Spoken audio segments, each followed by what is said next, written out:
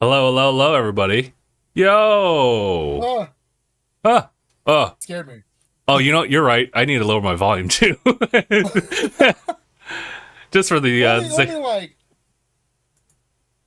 just only only like, slightly. only slightly. Yo, but, hey guys, how's it going as I lowered this down? My name is Justin, And I'm Philip. and you're watching or listening to episode 458 of DangIT Prodcast. Welcome back, everybody. It's been 2 weeks. 2 weeks. Been kind of busy. The very beginning of May, and we'll definitely jump into that before we jump into like the big topic. But Phil, how are you doing? Doing okay. Doing okay. Doing all I've right? been also quite busy, except not as exciting as you. No, I, Not as exciting. I I think equally, especially with the topic at hand. But I would s- Well, I would say the very first week it was pretty exciting. It was also kind yeah. of like draining too, for obvious reasons. But yeah. I've So been all right though. We've just been upkeep in the house and chilling, playing some games. playing some games. Well, that's good. It's definitely been a jam packed like month so far from May. Oh yeah, I forgot it's gonna be May, but I couldn't. It was too late for that show. Couldn't do it. Couldn't We do it. couldn't. We couldn't do it. Yeah, that's unfortunate. We I think disappointed every NSYNC fan. was May the first actually on a. No, it was on Monday. Okay, It's on a Monday. I was gonna say if I could just do it on a Saturday, that'd been great. But yeah, no. We started off the week. Actually, I got like a list of stuff that happened like the past 2 weeks, but definitely one of the biggest things was for sure what was it, our expo that we went to. That was like a night and myself, and we also had Gabe, who actually was in town for a majority of who's going to be for the majority of May, but he was able to join us in for our adventures at a convention where it was focused on like a lot of retro games and whatnot, so there wasn't a lot of like new stuff. It was definitely a lot of folks just trying to sell a lot of things that they've collected in the past, which is honestly like a fever dream for a lot of people who want to do like some retro gaming collection stuff. Um, Me. But yeah, so I wanted to I guess briefly go over the experience, but mainly just the pickups for sure. It was definitely one of those things where like Anai and I had that planned out. We weren't going to do anything crazy about it, but it was definitely like our first time just kind of experiencing such a thing like together, and we're hoping that we're going to do more of that kind of stuff as like an entity of Tanuki. So yeah, hopefully I can join some of those. I did go to Retro Gaming Expo with Anaya back in 2019, so but that was a long time ago. And I think you guys went to what, Ontario, California are there this other time? different? Oh yeah. Oh right, because they changed locations here and there. So Yeah, you back told then it me. was Pomona. It was Pomona. Yeah. So yeah, we it was definitely nice. It was a much smaller convention than I'm used to. Obviously, I've just been to like the biggest one I've been to is really the San Diego Convention Center, and I've done that for mainly Comic Con, but TwitchCon was also there last year. I think yeah, Mm. TwitchCon's actually changing it this year to somewhere in Vegas. So it's not as bad, but I'm really curious because I've never been to any conventions in Vegas either. So should be interesting. Um, That stuff is I in the mean, future though. So I believe if you consider Evo in convention, we've been to Evo. oh okay, okay, all right. Yeah, but I mean that's more of a actual video game tournament. But there's booths. I'm actually looking forward to that. I think I should have some Evo stuff going on there. I don't know if sure if I or if there's tickets available right now, or is that like later? Not sure. I believe tickets are available now. Okay. I might have to Yeah, double it's check. it's it's like you pay a price to get in, and then it's $10 a game if you're gonna play. Right. Okay, I'm pretty sure I like locked myself in there too, with that.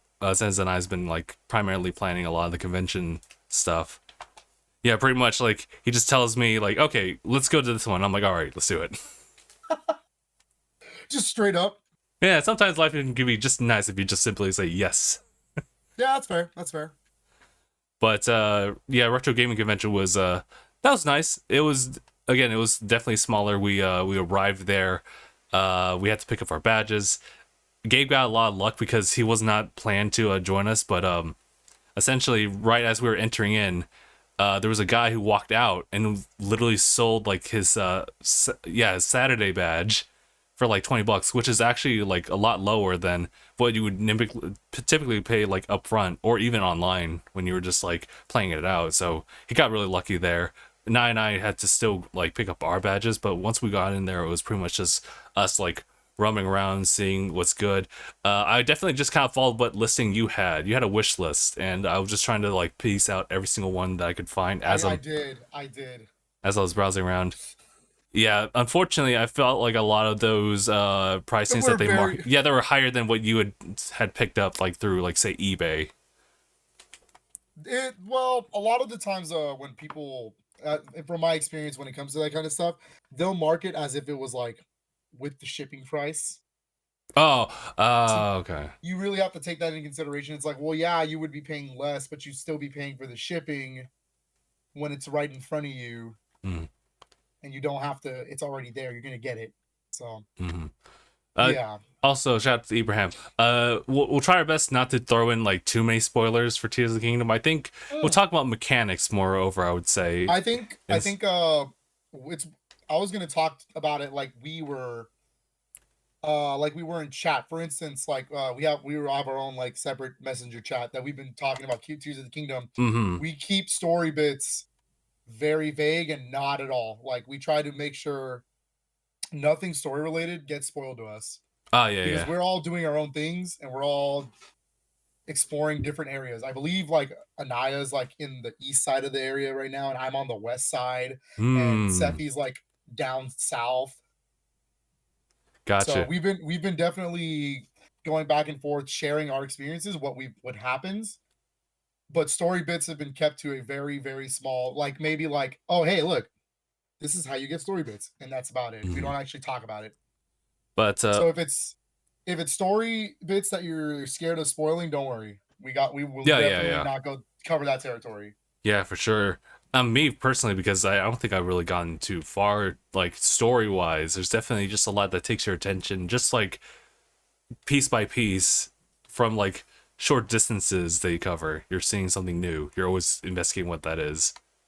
Um, Real quick though, here's some pickups for Phil specifically, since he had Ooh, the list. We got Super Mario World 2 Yoshi's Island right here. We also have Sonic Battle. and I literally cannot thank you enough for those. Yoshi's, I can't wait to have my hands on Yoshi's Island specifically. Mm, So okay, real quick, Sonic Battle. I played a lot when I was younger. I don't know what happened to my cart. I don't have it anymore. So I'm mm. really looking forward to replaying it. I believe I'm only missing Sonic's Pinball Party for Game Boy Advance. I have all the Sonic Oh games. wow, yeah, I do It's remember that. weird. It's not that crazy to find, but Sonic Battle's the big one. I really wanted that back in my collection. Mm-hmm. Um, but Yoshi's Island, I felt incomplete without that in my collection. Like as the big like As the Nintendo fan, yeah, and I love Yoshi's Island. I don't know why I never owned the original. mm, I think it's because I never actually played through the original. I've always played it on Game Boy Advance. So gotcha. I'm very excited to finally have that in my collection. Mm-hmm. And for Thank you me, again. oh yeah, no problem. And for me, I picked up this modded PlayStation Vita. Ah, I sir, did you definitely just say? Can you say that into the mic a little louder? I got a PlayStation Vita. Yeah, I'm looking forward to seeing any like specific like Vita games that I would also like want to pick up alongside it too. Vita's fun. I like the Vita. I have I don't out of all the collections I have, it's my smallest, but it is definitely it's got some bangers in there for Mm-hmm. sure. I feel like I said this before, but the Vita walked so the Switch could run is essentially how it Yeah, is. it was definitely the last thing that PlayStation had in mind for like portability. They are kind of Mhm. jumped back into it with remote play, but you know, they also had like the Vita. So I mean, Yeah, I really like the design of both Vita and PSP. So the Vita has some really cool features. It's a really fun console. It sucks that it was proprietary memory, and that's probably what killed it the most because you got 3DS over here having a micro SD support. and then you got to pay an extra hefty fee just to get additional memory. But you have the Slim, correct? I have like the, is it model 2000? I think. Is it the is the home Cam- button a circle? Homebo, but yes, yes. Then yeah, you have the Slim. So that's good. That's the one that has 1 GB internal already. So Ah, okay. it's not much, but it gets a little bit of job done. Gets the job It's cool done. though, especially if you have it modded. You can definitely get some PSP games on there, run some emulators. It's cool. Okay, all right. And then this is something where like in it was pretty much one of those like bulk buys types of things. So now I like pitched in, bought like a couple of arts, but we have this right here. This is That is so fucking pretty. it's one of the illustrations for Breath of the Wild. So I figured like it'd be nice to have this like in the background too while playing through, and also reliving a lot of the Zelda games because I also did that too. Really quick retrospective, like in the past week leading up to Tears of the Kingdom, but That was fun. That was fun. You shitting on some of my favorite Zeldas. That was great. Which one were you more heard of? I'll Wind Waker a little bit. I was gonna say. That's okay. You want to know which one? You want to know which one are cowards? What do you mean you didn't like Skyward Sword? That's the bet. No, I'm just kidding. Skyward Sword was definitely interesting. It was the one game that I actually didn't play like on the Switch. Played on the Wii actually instead, and I did enjoy that. I definitely like kind of like the character-driven like bits of that game for sure.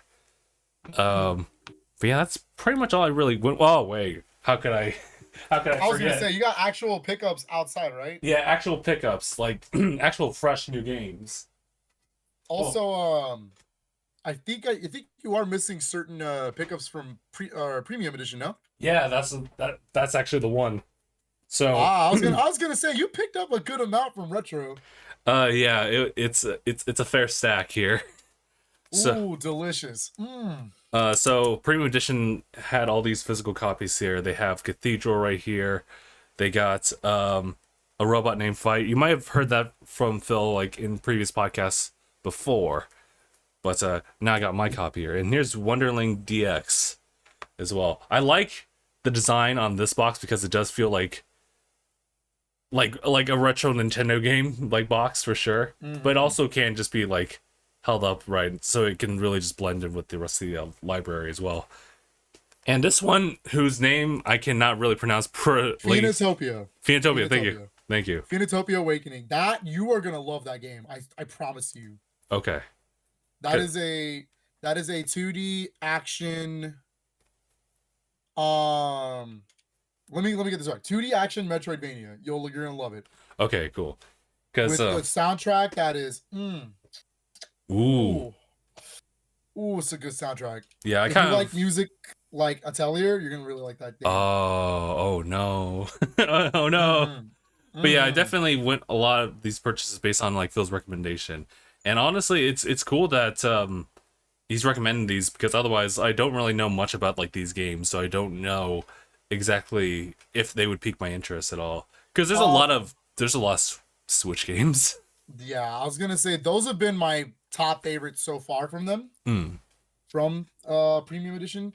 I've yet to play Rack and Ruin. I have that sitting on the shelf. And I have Love 3 and Eagle Island Twist on the way, which let me tell you, I already know those are gonna be top tier ones. But yeah, I think I did play through A Robot Named Fight a lot. I've done it like I've at least beaten that game 10 times. Oh. It's randomly generated, so it's like okay. think about playing Super Metroid, but it's always random. It's a random game. So gotcha. Not roguelike because you can actually finish the game. It's more like every time you start it, items will be different, item placements will be different. Sometimes you might not even get a specific weapon you were using in the last playthrough. Gotcha. But if you die and get a game over, it is to the beginning and it's all fresh again. Oh, really? No, is there no that's carryovers? Probably the rogue. Yeah. Oh, well, you could do a carryover, but I don't remember how it works. But you could do a carryover. Okay. because I've noticed this like as I've been like delving into more roguelikes is the fact that I like when there are things you can carry over, things that make it slightly different instead of like Mm-hmm. completely randomized. So I think that might be the RPG like enthusiast in me just screaming about that, but I I like it when there's something slightly different as far as like everything being like randomly generated. There's like one thing that remains consistent, and it's the thing that helps drive you forward, inch by inch. And then you got Wonderling DX, correct? Yes. You One got Phoenotopia, a robot named Fight, Wonderling, and cathedral. Cathedral is Cathedral's good. That's a Metroidvania for sure. Mm. That's a Metroidvania in the style of Shovel Knight. Hell yeah. That's a good one. That's a damn good one. Um, but Wonderling's fun. It's a auto runner. Hmm. Oh, It's okay. a 2D auto runner where you have to figure out how you're supposed to solve the puzzle. Gotcha. But it's like you die in one hit because you play as a. The reason it's called Wonderling is because you literally play as like a Goomba style character. Like he is the first enemy in a level. Bruh. Yeah, it's very good. That's a fun one. I like that conceptual idea of that. But if anyone's interested at all, I'm pretty sure you can just check it out on the eShop. So if you just are curious at all about like any of these Oh yeah, titles, feel free some to of check these them out. are some of these are pretty cheap. I think Phoenotopia is like a real hidden gem. Like you really, that's a big one. Everyone should really play that game. Gotcha, gotcha. Yeah. Otherwise, I'm pretty sure a lot of these are cheap. It's just like the physicals are like, yeah, it's just very nice. Mm-hmm. But yeah, I think that's pretty much it. I don't Thank recall you. picking up anything else. But yeah, you're welcome. Okay. Hell yeah. I've got pickups as well for the 2 weeks, but definitely not anything on, well, a little bit on the levels of some of that, but not really. You got like the pretty big ones from Premium Edition. Those are great. Especially because I only got the standards. I never got the special editions. So Mm. seeing those boxes, those are cool. Those are very cool. I've got 3 Xbox and the rest are Switch. Let's do Ooh. this. So Let's go, all of the Xbox. Xbox games are actually by limited run. Oh, These are their yeah. first ever Xbox releases. Oh my god, I think So yeah, you know, limited run they, was there, so I'll confirm whether or not I saw them there. yeah, these are the official first time they're ever releasing Xbox games. Finally, after years of people begging for it. So I'll do this from like most interesting to least interesting. Okay. I'm sorry, least to most. That's how I'll do it. I have all of these, by the way, are first party. These are first party Xbox Game Studios games. This is Day of the Tentacle remastered. It's there. Yeah, nice, nice. Yep. By Double Fine and Lucasfilms. This is a point and click adventure game. Very old one. It's a sequel to the popular and famous LucasArts game Maniac Mansion. One of Tim Schafer's first games. Very good. Another Double Fine Lucasfilm game, Full Throttle remastered. Was also there. This one stars Mark Hamill, I believe. Whoa. Or he's in here somewhere. He's one of the voice actors in this game. Okay. Yeah. And then obviously my sick and disgusting obsession with this series that I just have to buy every version of for some fucking reason. But it is limited run number 1 for the Xbox, and it is Doom 64, was also baby. there, yeah. Doom 64. I have a sick obsession. I literally have this on PS4, Switch, and Xbox now. There is no difference. But no, I Just got the buy one, Xbox. everybody. Listen, I have the original 64 version as well. But Whoa. yeah, that one is different. But I got the Xbox version specifically because Yeah, it's now like Bethesda ID or id something. Yeah. yeah, Bethesda is now a Xbox game studio like company. So I really want to pick up more first party games for Xbox and really start growing the collection like that. So had to have it. Had to have it in there. And it's cool. It's great. Not sure if we wanted to talk about like what was going on about like Phil Spencer's interview in regards to things. We could definitely get into that in a little bit. Mm. It does go into the fact that we played Redfall, so Oh yeah. which happened 2 weeks back too. That also happened 2 weeks back. So we could definitely go into that for sure. But those are my Xbox pickups. Those are great. Here's my Switch pickups. Dude, It's like a big Demon. old Yeah. full big old stack. But again, from like what I know of, like least interesting to the most interesting. Got it. So I have a game called Undermine. This is from Limited Run. Okay. It's a roguelike dungeon crawler action game.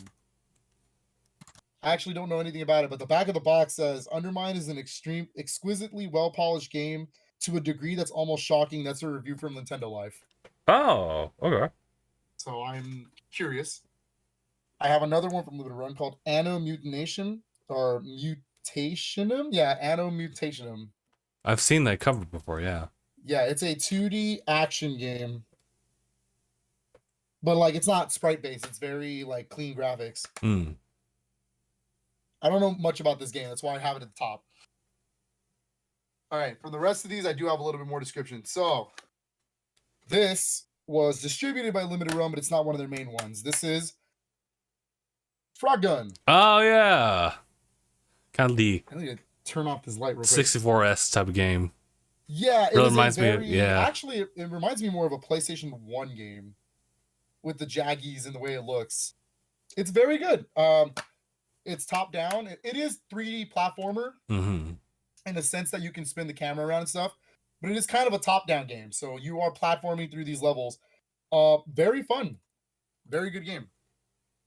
I haven't really gone through it. I only beat like one level, but it is very fun so far. I have a 4 3D platformers I got to play back to back. So give me a little bit of time. I'll get to it. I do have a big RPG pickup from Limited Run. Uh-oh. Mark, you can thank me later. It's okay. Star Wars Knights of the Old Republic 2, The Sith Lords. Yeah, boy, I finally have both of these on Switch physically, and Oh, that was also there, yeah. Yeah, number one was a little bit while back, but this one is not as good as the first one, but it's still good. It's still good. Hmm. Definitely classic games. I think a lot of these are Limited Run ones on the top. Yeah, and then I'll get to the ones that are not. This one's another one. This is, and the actual English name is very small, so I'm just gonna read it. It is Don Don Pachi Resurrection. I've seen that before, This but I don't know what that is. is a legendary shooter or shoot 'em up, vertical shoot 'em up by the also legendary studio Cave. They are literally known for making like the dankest of dankest like vertical shoot 'em ups or shooters in general. This is one of them. I also already have Mushihime-sama, which I did show off one time. Yeah. Yeah, that one's translates to Bug Princess. This one, dude, this one's really good. The music is dank. Very good gameplay. Hard as hell though. It's bullet hell. So Oh no. it's hard, but it's fun. One day I gotta do a month of nothing but shooters on stream, and it'll be fun. Okay. This one's another kind of cult favorite. I did show off the first one a while back, but I finally got the second one in this. So this is Phallus, the Phantasm Soldier Collection 2. Oh yeah. So the original one came with the TurboGrafx CD versions of Phallus 1, 2, and 3. Yeah. This one comes with the TurboGrafx CD version of 4, which is the first time we're getting this officially in the West. Oh, real quick. Yeah, don't worry about it, Mark. We know you're kind of busy right now. Oh, don't worry about it, Mark. That's why you a punk. Anyways. You're not here to defend yourself. Uh-oh. Wait, let him get up. Oh my god. We have the Sega Genesis version of the first Phallus. The Sega Genesis game called Sid of Phallus, which is like chibi deformed versions of characters. Interesting. It's Phallus 2 technically. And then the weird one, which I don't recommend this collection for, don't play it, it's bad. It's the first ever original version of Phallus 1 for the MSX. Like I'm talking like, I think it's like it's an old Japanese PC game. Don't do it. It's not fun. Okay. I didn't know what I was doing. Everything ran at like 5 frames a second. And I thought it was the game bugging out. No, that's just how the game runs. Ooh. I really, really got this for Valis 4. Typically, it's a little overpriced if you're just going to get it for just that. Hmm. I won't lie. I feel like a little cheated out of this collection. But Valis 1 plus this together, it's a pretty interesting set. Very, very cult games. They're not the best games in the world. They're actually very like all of the main games sit in like a 6 or 7 out of 10, Hmm. but they're very fun. Like they're interesting. Plus the soundtrack is dank. Soundtrack slaps. This one is definitely catered towards me the most. And everybody knows, as much of a Nintendo fan as I am a huge SNK fan.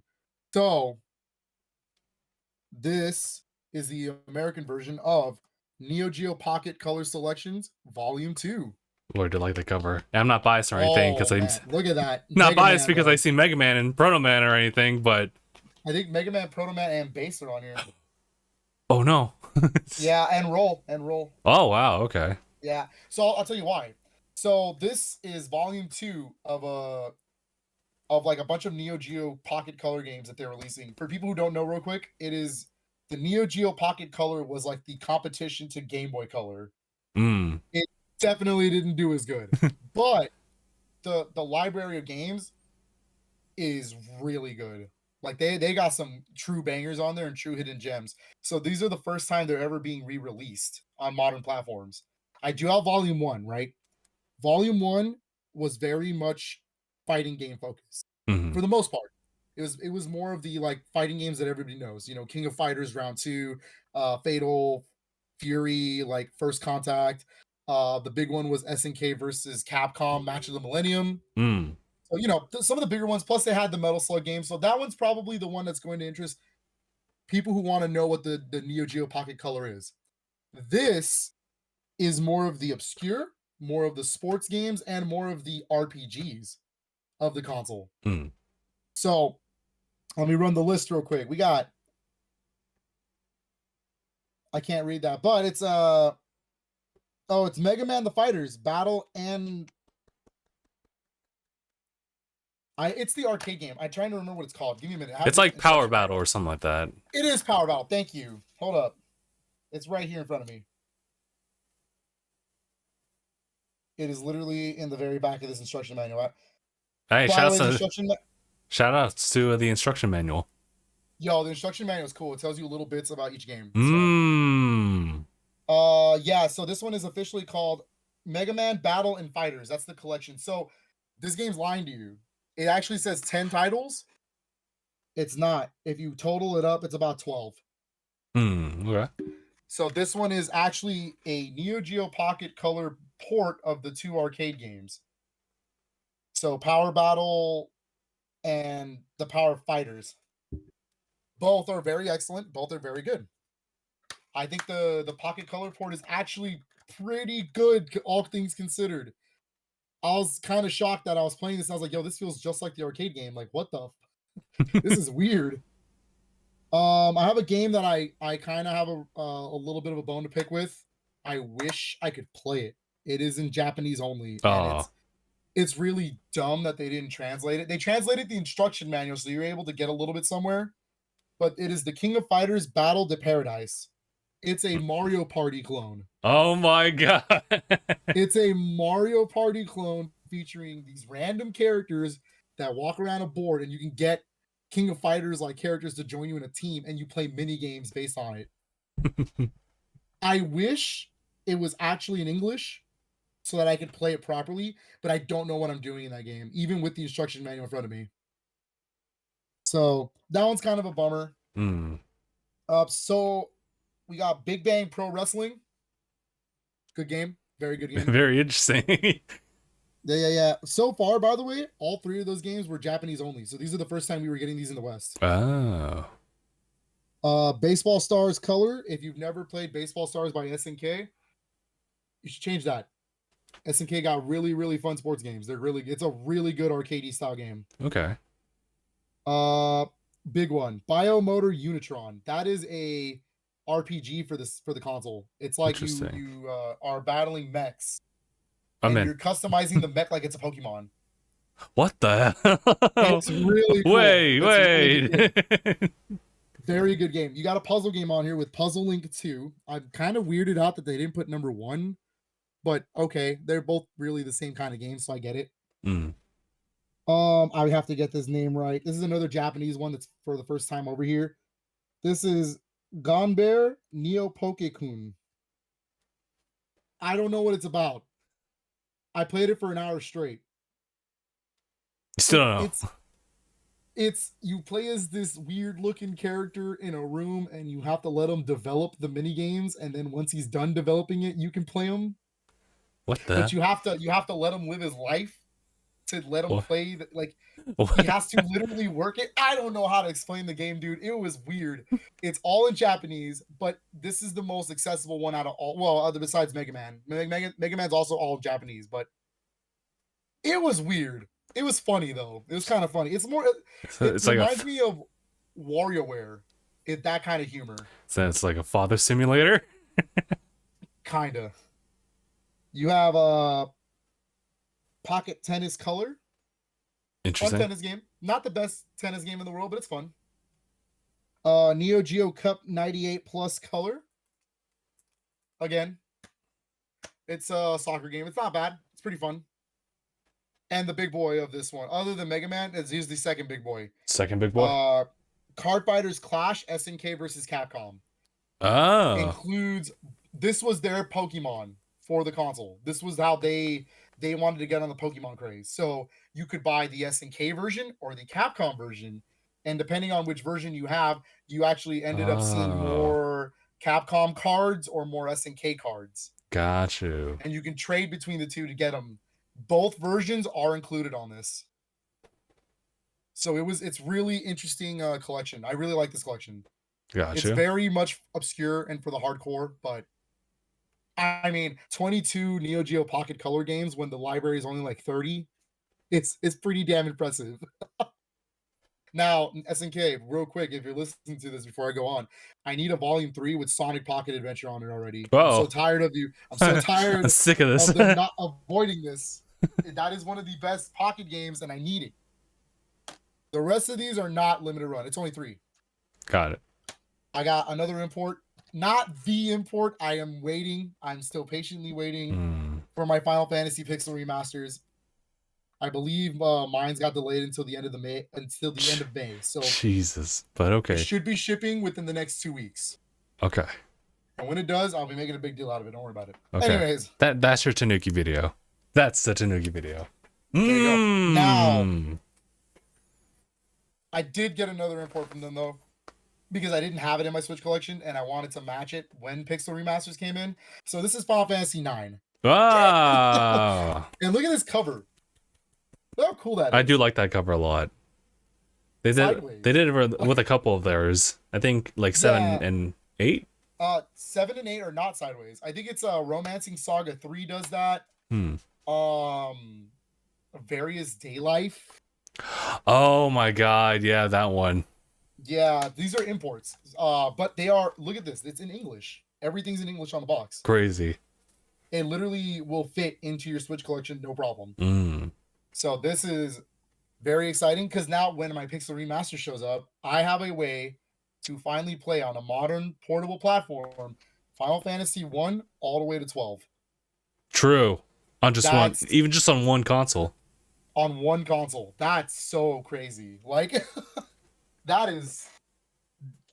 people underestimate the value of that. That's big. This is a big one, and I'm surprised you didn't show it off because I know you picked it up.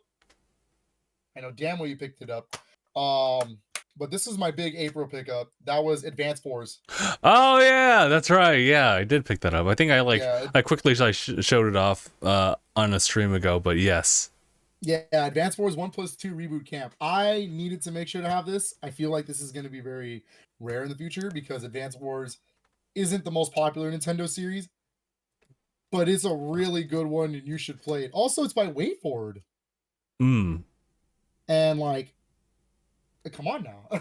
Let's not forget that Intelligent Systems also had a hand at that too, and you know where they went from there. Yeah, well, Intelligent Systems is the original developer for the series. Right.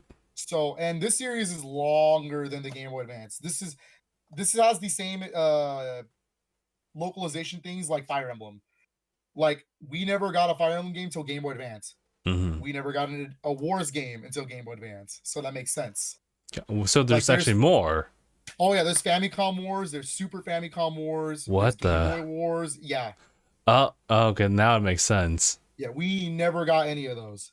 Fun fact, you know in Smash Brothers, Mm. when you pulled the assist trophy and those little tanks and the troops come out, Yeah. that's where it's from. Famicom Wars. Oh. Ooh. So this is part of that same series. This is 1 and 2. So you get Advance Wars 1 and Advance Wars 2 Black Hole Rising. 1 is very light on story, like it's very much more focused on gameplay, Nice. but you can't have one without the other. 2 is very much story focused. It gets crazy. You need one for it. It's like 1 is prepping you for what 2 is going to happen. Gotcha.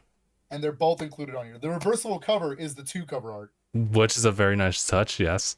That's a huge touch. I love this series. It's really good. Please don't let this slide if you're interested in strategy RPGs, especially if you like Fire Emblem. You're gonna love this one. You're absolutely gonna love this game. It's really good, and some people actually like it better than Fire Emblem. Well, that's fair. Not It's valid. me, but it's good. It's not me. It's not me. And obviously, the big pickup is Tears of the Kingdom, right? Let's go. Come on now. Let's go. Let's go. Let's go. You already know it's gonna be Tears of the Kingdom, dude. This is probably the hypest game I'm gonna pick up all year. Like truly, even for me. I mean, I know there's gonna be other games I want. Like there is like Trails or Legend of Heroes Trails into Reverie and some other games that are coming out. Oh yeah, yeah. But I mean, come on now, dude. Come on. Come on, bro. It's really good. We'll get into it in a little bit, but it's. Anyways, that's my pickups. I know I went a little longer, but yeah, 2 weeks. Oh, man, I love Zelda. It's like it rekindled that. Yeah, it rekindled that feeling. Yeah, I felt like I dropped off of Legend of Zelda for a while since like Breath of the Wild like has been like released here and there. Obviously, there's been like the other games that have been ported over like Skyward Sword. Obviously, we've seen like them bring back like Minish Cap through the NSO as well.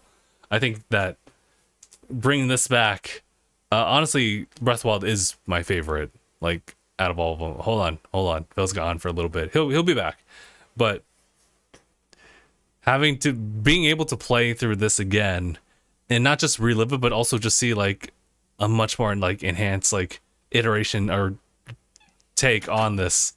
It's great. It's fantastic. Honestly, if I'm not sure if there's any indie like devs or games that like ever tried to even like touch this in any type of way, but I'd love to see like ingenuity like from this title alone. I think it's so crazy to me. Like Breath of the Wild was definitely the game that showed you that hey, open world games can progress further than what they are. Mm-hmm. Like it can show you that hey, look, there's real design, real actual like gameplay things that people want in an open world game. And then you get Elden Ring, which really builds upon that stuff. It really sits there, takes the Souls mechanics and builds upon what Breath of the Wild did. Mm-hmm. And then Tears of the Kingdom just comes out and goes, you know what? We can do better than that. And I'm like, how? But how do you oh Dude, this game really like they're pushing open world to like the fullest extent in this game. Mm-hmm. That's crazy. And it's running on 7-year-old hardware. What the Nintendo, are you wizards? How are you doing this? I need to know because like Pokemon struggled to run like it was no tomorrow. That game has nothing compared to this. This is true. It may be the largest Pokemon game as far as like the idea, but like Zelda's already had their foot in the door, right, with Breath of the Wild already. And that was like on the Wii U. Yeah. Are we just gonna go right into Zelda? We're already here. Are we good on everything else though? Just want to make sure. I mean, that's all my pickups. Okay. Unless you want to talk about other things. There was a lot of stuff happening within the last 2 weeks. It's a wild time. It's true. It's a wild time. You have Retro Gaming Expo. We had Redfall. We had the big Xbox thing with Phil Spencer. Yeah. There was Guardians of the Galaxy Volume 3. Oh my God. Watch it. Well, Good. watch the first two and literally every Marvel movie, and then watch and watch Very three. good. Very good. There was so much happening within the last 2 weeks. It wasn't even funny. This is true. Uh, Ravenlock came out. That's a good game. the Splatfest I with beat that. Zelda. That's there too. The Zelda Splatfest was fun. Silk Song got I delayed for sure. Silk Song got delayed out of the year it was promised. Yep, that was fun. That was the one not fun thing, but hey, we got Reggie a silenced the Twitter user. Someone literally posted on Twitter like, "Hey, Nintendo, look what I'm doing." It's like them like playing through like Tears of the Kingdom, and then here comes Reggie with the lead Neeson line from Taken. I don't know what you want. What I do have are a particular set of skills acquired over a long career, and you get it. Reggie, dude. Reggie is goat, dude. He's the goated like image of Nintendo. It's great. Even like post his employment with them, it's like the dude was like, "What the hell?" And people were like, "Dude, just get off of Twitter, just leave now." Dude, leave and don't come back. He's coming after you. Like, Whoa. the Good Doctor becoming a meme with the last like week. Don't know why that was a thing. Oh my Um, God, that was crazy too. I don't know how that's just surfaced because the game, that or just not the that game, just happened. the show was like it's like 7 years old. Yeah, the show's pretty old at this point. It came out Like, sometime like in 2017, similar to Breath of the Wild. dude, I had the funnest experience at the 9 p.m. launch over here in California. Um, I had a very awesome experience. I was talking to older an older woman who was like, hey, she's in her 40s. She said like as soon as she came to pick up the game, her son is really excited to play it, but she told her son it's bedtime. You still have school tomorrow. Damn. But she actually played through Breath of the Wild. His son is already like 9ish, and she had played Breath of the Wild at launch when he was 2. Oh my And God. so she's like, I can't wait to play this again with my son as we experience growing up playing this game. Oh, And oh she was like, I'm no. gonna play it before he goes to school, like 2 hours before he goes to school. We're gonna sit there and play. And she's like an RN. So she's like, I don't really have too much time, but when I do, it's just like playing Nintendo games with my son and like growing up with him. And I'm like, dude, what is this? I literally just walked into like a fucking event. Like Phil, you seen the chat? Mark is saying, "Mom said it's for her." I was not looking at the chat. Give me a minute. It was a really cool thing, dude. The event was awesome. Like I had never that event was bigger than Pokemon Scarlet and Violet. Like there was so many people there. Mhm. We were just talking about like our love for Zelda and like the whole series as a whole. Everyone's having fun. It was crazy. I need to go to like your GameStop to do these like opening nights because I think what happens like on mine is it's pretty chill. It's pretty chill, non-disclosed location. It's just like people who definitely know what they're there for, and that's pretty much it. It was kind of a similar experience to Scarlet and Violet like levels, but Yeah, there's still a lot of people. they let me pick up this bad boy, which I almost forgot to show off. They let me pick up this bad boy that night. Hmm. The Tears of the Kingdom Link amiibo. Crazy looking amiibo. It looks cool. Looks cool. Mark was at the Xbox One launch. That's his biggest one. Dude, That's crazy. my biggest launch I've ever been to was the Nintendo Switch launch. Whoa. That was really fun. It was I remember that day like it was no tomorrow. We went to go watch Logan because it just came out that same weekend. Oh my God. We went to a midnight or a close to midnight showing to Logan. Oh yeah, yeah, Because okay. this is when Nintendo wasn't allowing us to pick up anything at 9. So they were like midnight on the dot, even in California. So we went to Logan. Oh, Mark, Yeah. 10 out of 10 movie. It's It a was fantastic great. movie. I'm talking. That was one of the best nights of my life. We went to go watch Logan. Sir Patrick We got Stewart out of the theater. swears. We went to go get like a quick like McDonald's run, and then we ended up at the GameStop to pick up like one of my biggest pickups. It was a Switch a Pro Controller, The Legend of Zelda Breath of the Wild, Super Bomberman R, 1-2 Switch. Like I took all of that home with me Crazy. at once, and I'd saved up and like paid off so much money. Like every check I was getting, I was like putting money towards like that pickup, and I was like, I need to pay off this, I need to pay off that, I need to make sure I get everything ready to go. And like I got home, dude, and I didn't even play Zelda. We played 1-2 Switch. Sounds that about right. was that was so well. I was rooming with people at the time, so we literally were like, "What's a multiplayer game on here?" I don't know why it didn't occur to me to just pop in Bomberman, but we played 1-2 Switch. we were doing it like in the commercials. We literally put up the Switch, put it on a little table, and we were just playing like 1-2 Switch, not on the TV. It's true that Breath of the Wild was on the Wii U, but of course, it's the Switch. A lot of people forget that Breath of the Wild was on the Wii I U. did not play Breath of the Wild on Wii U, Mark. That came out the exact same day as the Switch. Yeah, David did have it on his Wii U, but yeah. Everyone, a lot of people do know my story already, but I wasn't even gonna get the Switch day one. I wasn't, because I was like, Breath of the Wild's great, and I love Zelda. Zelda's my second favorite series of all time. But I was like, I already have my Wii U. I don't have that much money. I shouldn't be buying another console. I could just play it on Wii U. Call it a day. That's And then they probably, announced yeah. and then they announced Super Mario Odyssey was the same year. And I was like, well, I mean, if I get a Switch now, I could get Zelda and Mario Odyssey later. And I was like, yeah, I'm gonna fucking do it. And That's so I what did it. that's why they did it. Mario Odyssey is what sold me on the Switch. Although Breath of the Wild was no slouch at all. That game was 3 months of my life just going. Like I played it when Mario Kart 8 came out. I was still playing Mhm. Zelda. Arms came out. I was still playing Zelda. Like I've definitely accrued quite the collection. no, I don't even own the Wii U version, Mark. I would like to, just to have it for the collection purposes. Yeah, yeah. But no, I don't even own the Wii U version of Breath of the Wild. I wonder I if. never played it on there. It's essentially the same game. The only difference is it runs 720p on TV. That's it. Ah, okay.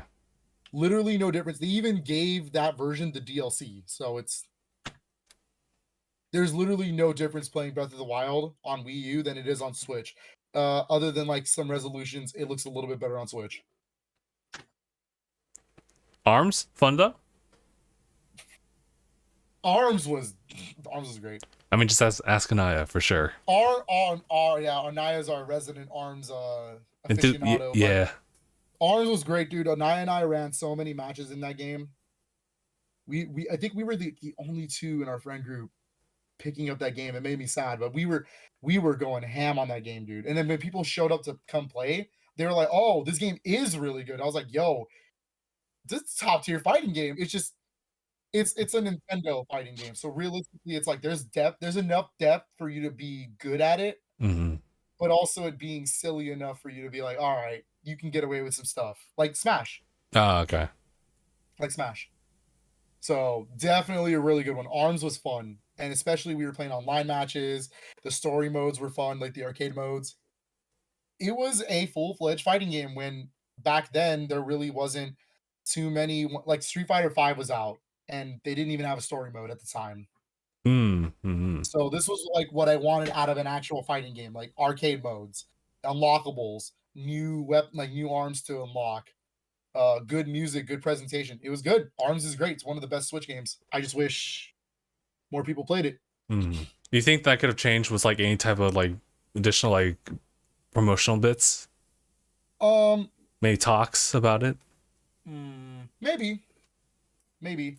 My favorite Arms memory will always be Anaya at a bar. That was always Yeah, funny. yeah, you told me about that one. We That's went great. to we went to a nightclub style bar. We just randomly were bar hopping one day after work, and he brought his Switch, and I was like, "What do you do?" Like, I get it. We usually do bring our Switches to stuff like that, but we were like, We're "It's drinking. we're drinking, and it's a night like music's blasting. There's lights going all over the place." I was like, "What are you doing?" He was playing Arms, and he popped up his Switch on a little table. And I will tell you right now that nobody in that bar was like drinking or anything. They were literally just watching Anaya and like do 1v1s versus everybody. Like he had everybody behind him. There was like dudes and girls like walking up, be like, "Yo, is this the Switch?" And they're like, "Yeah, you want to play?" It's like, what the fuck? What a wild time! What a wild time! That was fun. I'll never forget that. That was one of the best Switch memories I'll ever have. But yeah, dude, man, it's been 7 years Yeah. since Breath of the Wild. That's ooh, And now ooh we're here. wee.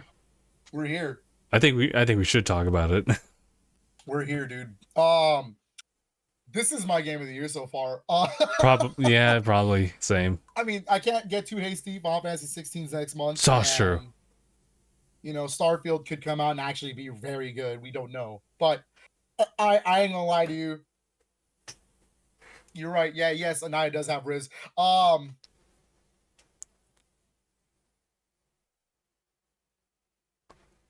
whoa.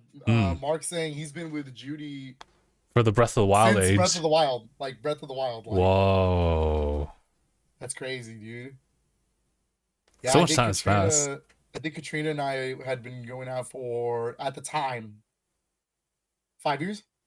Oh, okay. So yeah, no, it's long time. It was a long time coming. We needed a new mainline Zelda. I just didn't think Nintendo was gonna go straight up and say, "Hey, a direct sequel." They've only done this. They've done it a couple times. They've done it a few times, but they're also realistically only one of them has been like a true sequel back to back. When I say true sequel, I mean like there are games that come out that are sequels to theirs. It takes a long time, and it comes out in brief different periods. For instance, technically Phantom Hourglass is a sequel to Wind Waker, but right. they came out at very separate times. There was already like Minish Cap in between that and Twilight Princess. So, you know what I mean?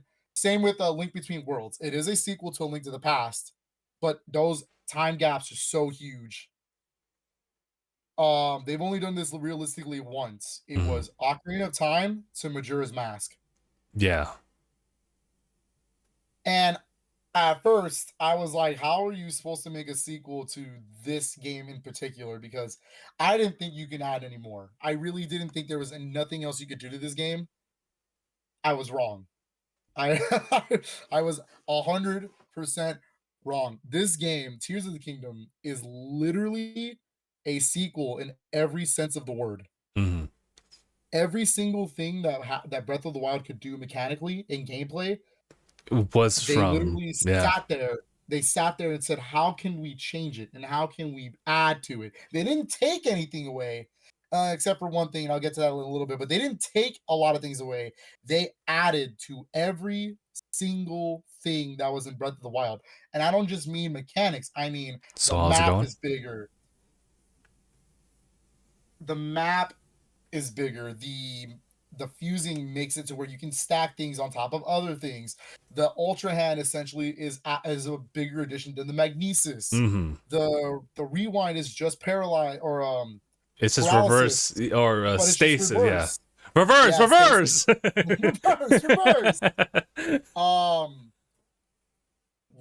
Dude, there's another thing I wanted to add too, but yeah, it's huge. The game is massive.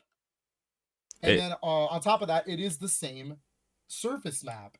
It roughly is the same surface map with like relatively the same stuff. Relatively, it is roughly the same surface map, but what makes it different, and this is the Ocarina to Majora's Mask. Those two games look the same and they play the same, but those two games could not be any different. Like they are so different to each other. I am getting that from Breath of the Wild to Tears of the Kingdom. They look the same, they play the same, but they are so vastly different games in the way it's structured, in the way you actually maneuver things. And it mostly comes down to the fact that you don't have the runes. You don't have. I don't have them anymore, and you have to like make do. You have to learn how to use new abilities. Those abilities are totally different than the ones that are in Breath of the Wild. The fusing is critical. Like you need to learn how to Yeah, fuse this is very true. to get your weapons, to get those actual like resources you need. Those bokoblins will fuck you up. Like those Like no bokoblins joke. have destroyed me. I was shocked. Like I got down to the surface and then they smacked me up. And I was Oh, like, "What the?" oh, Soul, you don't even know. You don't even know. We'll get to it. We'll get to it. It's one of the talks I want to bring up, actually. Oh yeah. Oh yeah. Oh They yeah. they 100% like take everything that worked in Breath of the Wild and upped it like by Mm. 10. Okay. One of the things that people were like concerned about was one, I guess, all the delays for Tears of the Kingdom, and Mhm. two, the $70 price point. I will tell you right now, it's worth way more than $70. And you will Jesus, get I feel like we're cheating them by only paying $70. It is not an we're expansion as some robbing them. people think it is. Yeah. A lot of people are like, "Oh, it's just an expansion to Breath of the Wild." And no, Sorry, you're absolutely wrong. I understand that false. those are trolls, but True. this is a certified new Zelda game and one that isn't constrained to the Wii U. And that's another big thing we have to talk about because Breath of the Wild was constrained to having to be a Wii U game, just ported to the Switch. This is a The full-blown phone game that Switch takes game. advantage of the Switch's hardware. Mm. Therefore, there's so many things. The addition of caves, I talked about it in our messenger chat a little bit, Justin, but Yeah, the yeah. addition of caves, not only does that actually reference Zelda 1 again, because Zelda this they reference way more of Zelda 1 than they ever did even in Breath of the Wild. Mm-hmm. Like the caves were in Zelda 1. They were always the things you go into to find secrets and stuff. Mm-hmm. Same thing here. It's the same thing. There's always something in the caves. There's always something to like fight. There's specific enemies that live in the caves now. Yeah. It adds so much more depth and exploration, and it makes you want to go. I want to find another one. I want to find and see That what is happens true. in that one. I want to say that like caves have been like pretty integral now that I think about it in like other Zelda games for sure. They weren't always like the biggest highlight, certainly, and they weren't like always like the dungeon. But I felt like with original Breath of the Wild, the caves were kind of lacking. Like there could have been one or two here, but otherwise it's just kind of like one whole Oh yeah, room so and something here. But otherwise, these ones have been like much more like expansive, and they're still taking place in the same like Breath of the Soul Wild said this world. ain't Soul said this ain't no 2K game. This This is real uh different. No, it's very different. They could not be any similar. Like it doesn't. Yes, you are gonna get the same controls. It does work the same way, right? mhm. But I think Sephi and I were talking about this early on. I noticed if you play this game like Breath of the Wild, you're not gonna get far. You need to separate what you know about Breath of the Wild, throw that out the window, and then go, okay, what can I do? I forget I have Ascend. I literally forget I have it. And then I'm like, what am I doing climbing? I can just Oh my god, I go. have like a couple instances, but was there a moment where you like aside from like jumping and expecting you to have paraglider from the get go, was there a moment where you want to use the runes and you were like, wait, no, that I have to You use don't have that. I it. had to use it now. Every time I was gonna get to that. That's my one thing I don't like. It's the my favorite rune was the bombs. And again, it is a classic Zelda item. So for me, it's like, okay, that's like the only thing that keeps it closer to the original Zeldas. There is no bombs. You have to use bomb flowers, which now bombs become an actual resource, hmm which is fine, but It's that fun. also means you can't cheap your way out of fights anymore. You have to literally. They're a resource that you have to Yep. use. Yep. But again, things that are bombable, you can get away with that stuff now because you can fuse a rock to a giant swing. There you go. You have a hammer. You can just swing through the boulders. Oh, that's true. There's other implementations of the bomb and other like items depending on what item or shield you're Hmm. using. I think Uh, Anaya brought it up yesterday. He was like, "Hey, there's no elemental rods in this game," and I was like, "Huh?" And he's like, "There's none. The Wizrobes are using an item fused to something to make it act like an elemental rod. I did see one of those. Well, actually, no, I didn't. But yeah, okay. And I'm like, I think you're right. I think you're right. Also, yes, enemies confuse. That's another big thing is Yeah. enemies confuse things as well. Oh, Soul Yeah. saying I still even haven't finished Calamity Castle from the first game. Oh Oh no. man. Oh boy. Yeah, it's just Hyrule Castle. Yeah, it's just Hyrule Castle, but it's good. It's good, Uh, dude. can I say, one ability? It ties into like, oh, I have Ascend. I could have done this. There's guys. There's shrines. There's shrines in this game, and they pretty Yeah, much replace. They replaced the shrines in the previous game. To an extent. To They're in different parts. Yeah. Oh yeah. You're right. Yeah, I think the quick, like, not spoiler story bit is that the pieces that are falling from the sky, Mm-hmm. those rocks are shrines, and so like they land Some in of them, different yeah. spots. Yeah. Um, they're just shrines. They're Okay. literally just shrines. Okay. There's no real difference. The difference is that these shrines don't feel like, hey, it's a puzzle. Good job, you get something. This is, hey, you see this puzzle? Figure it out. How do you proceed? Because that's what Ultra Hand's for. Mm-hmm. So one of the it goes into feasibility. So there's lasers in these shrines, and they right now they trigger just like trap doors. Oh my You'll either god. fall and you have to reset, or they fall into and unlock something new. There was obviously one that had just like multiple like lasers on top, and I was like, how do I get past this? I can't obviously. I got it. So I dropped a bomb flower, fused it with my shield, and I did a shield slide animation, and I bomb jumped. But That's one literally, way to do it. but around the corner was Ascend. I was like, what? That's what I was Why gonna did I tell you. do this? I know which shrine you're talking about, and I'm like, why did you do You know what though? That's the beauty of this game, is you can tackle it any way you want. Like, there's so many times where I know that shouldn't have worked and it worked, and I was like, holy crap, that's cool. Oh yeah, Hyrule Castle is canon. Yeah, Oh yeah, it's always been. absolutely. Yeah. Yeah, this game, dude, is phenomenal. I don't know how this is even running on Switch, because I'm gonna be real with you. It looks like it should blow up my Switch. Like, Eh. it shouldn't be running on 7-year technology. Yes, it is essentially just a tweaked version of the Breath of the Wild engine, but it visually looks better than Breath of the Wild. Again, it's not constrained by the Wii U. It has actual, like, real visual development as well. And on top of that, even though the surface is the same, layout wise, everything on the surface is different. And I think that's an interesting way to do a sequel. Same exact layout, but what's in the layout is completely different. Hmm.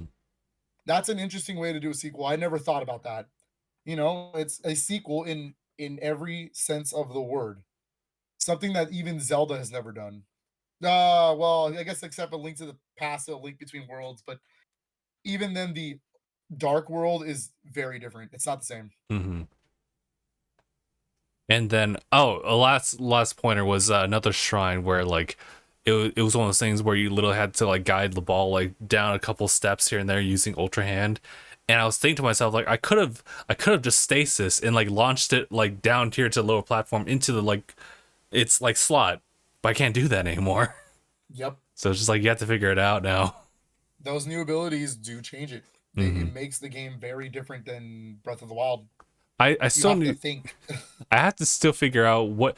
So there's one fusion that you can do, and that's just any weapon to a bow. And I try this, and I'm like, I don't know if anything changes with this. I don't know if there's any like tactical advantage of attaching a bow to any weapon that you got, because You know, I don't think there is. no, there's got to be. Hold on, let it go. There's got to be something. The experimentation in this game is wild, dude. You have to really learn to experiment. Mm-hmm. Does DLC transfer? I don't No. know yet. That's not how I don't believe that's how it works in this game. The only thing that transfers, as far as I know, are your horses in the stable. Yes, that's the main thing. This game takes place years later, so your horses should still be alive, quote unquote. That's why they transfer over. This is true. I have an interesting story. So, oh, you know what? I should have brought this into the pickups, but also like the amiibos. I got like 3 of them new. Well, actually, in the past week, I've gotten like 4 of them. There is obviously the old school ones, Ocarina of Time.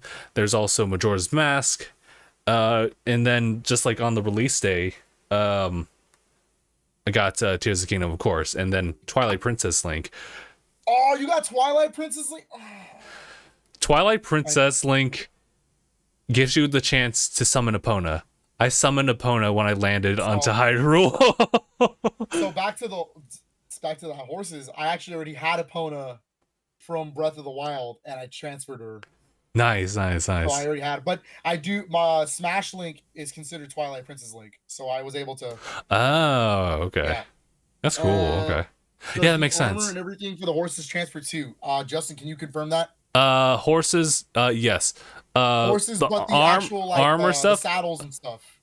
They have a new way of like customization. I don't know if I've gone that far, but essentially the new thing about horses is that you can actually attach a thing to them that allows for Ultra Hand stuff to happen. But as far as saddles and armor bits, I don't think so. Interesting. Yeah, which sucks because there was a ancient horse armor that lets you summon upon call, and it's just easier like that. But oh yeah, I do know what you're talking about. Yeah, but that's not yeah, I have not seen that though. I can confirm because I haven't done it myself, but it was shown off in trailers and stuff. Oh, but Link armors, no, they don't carry over.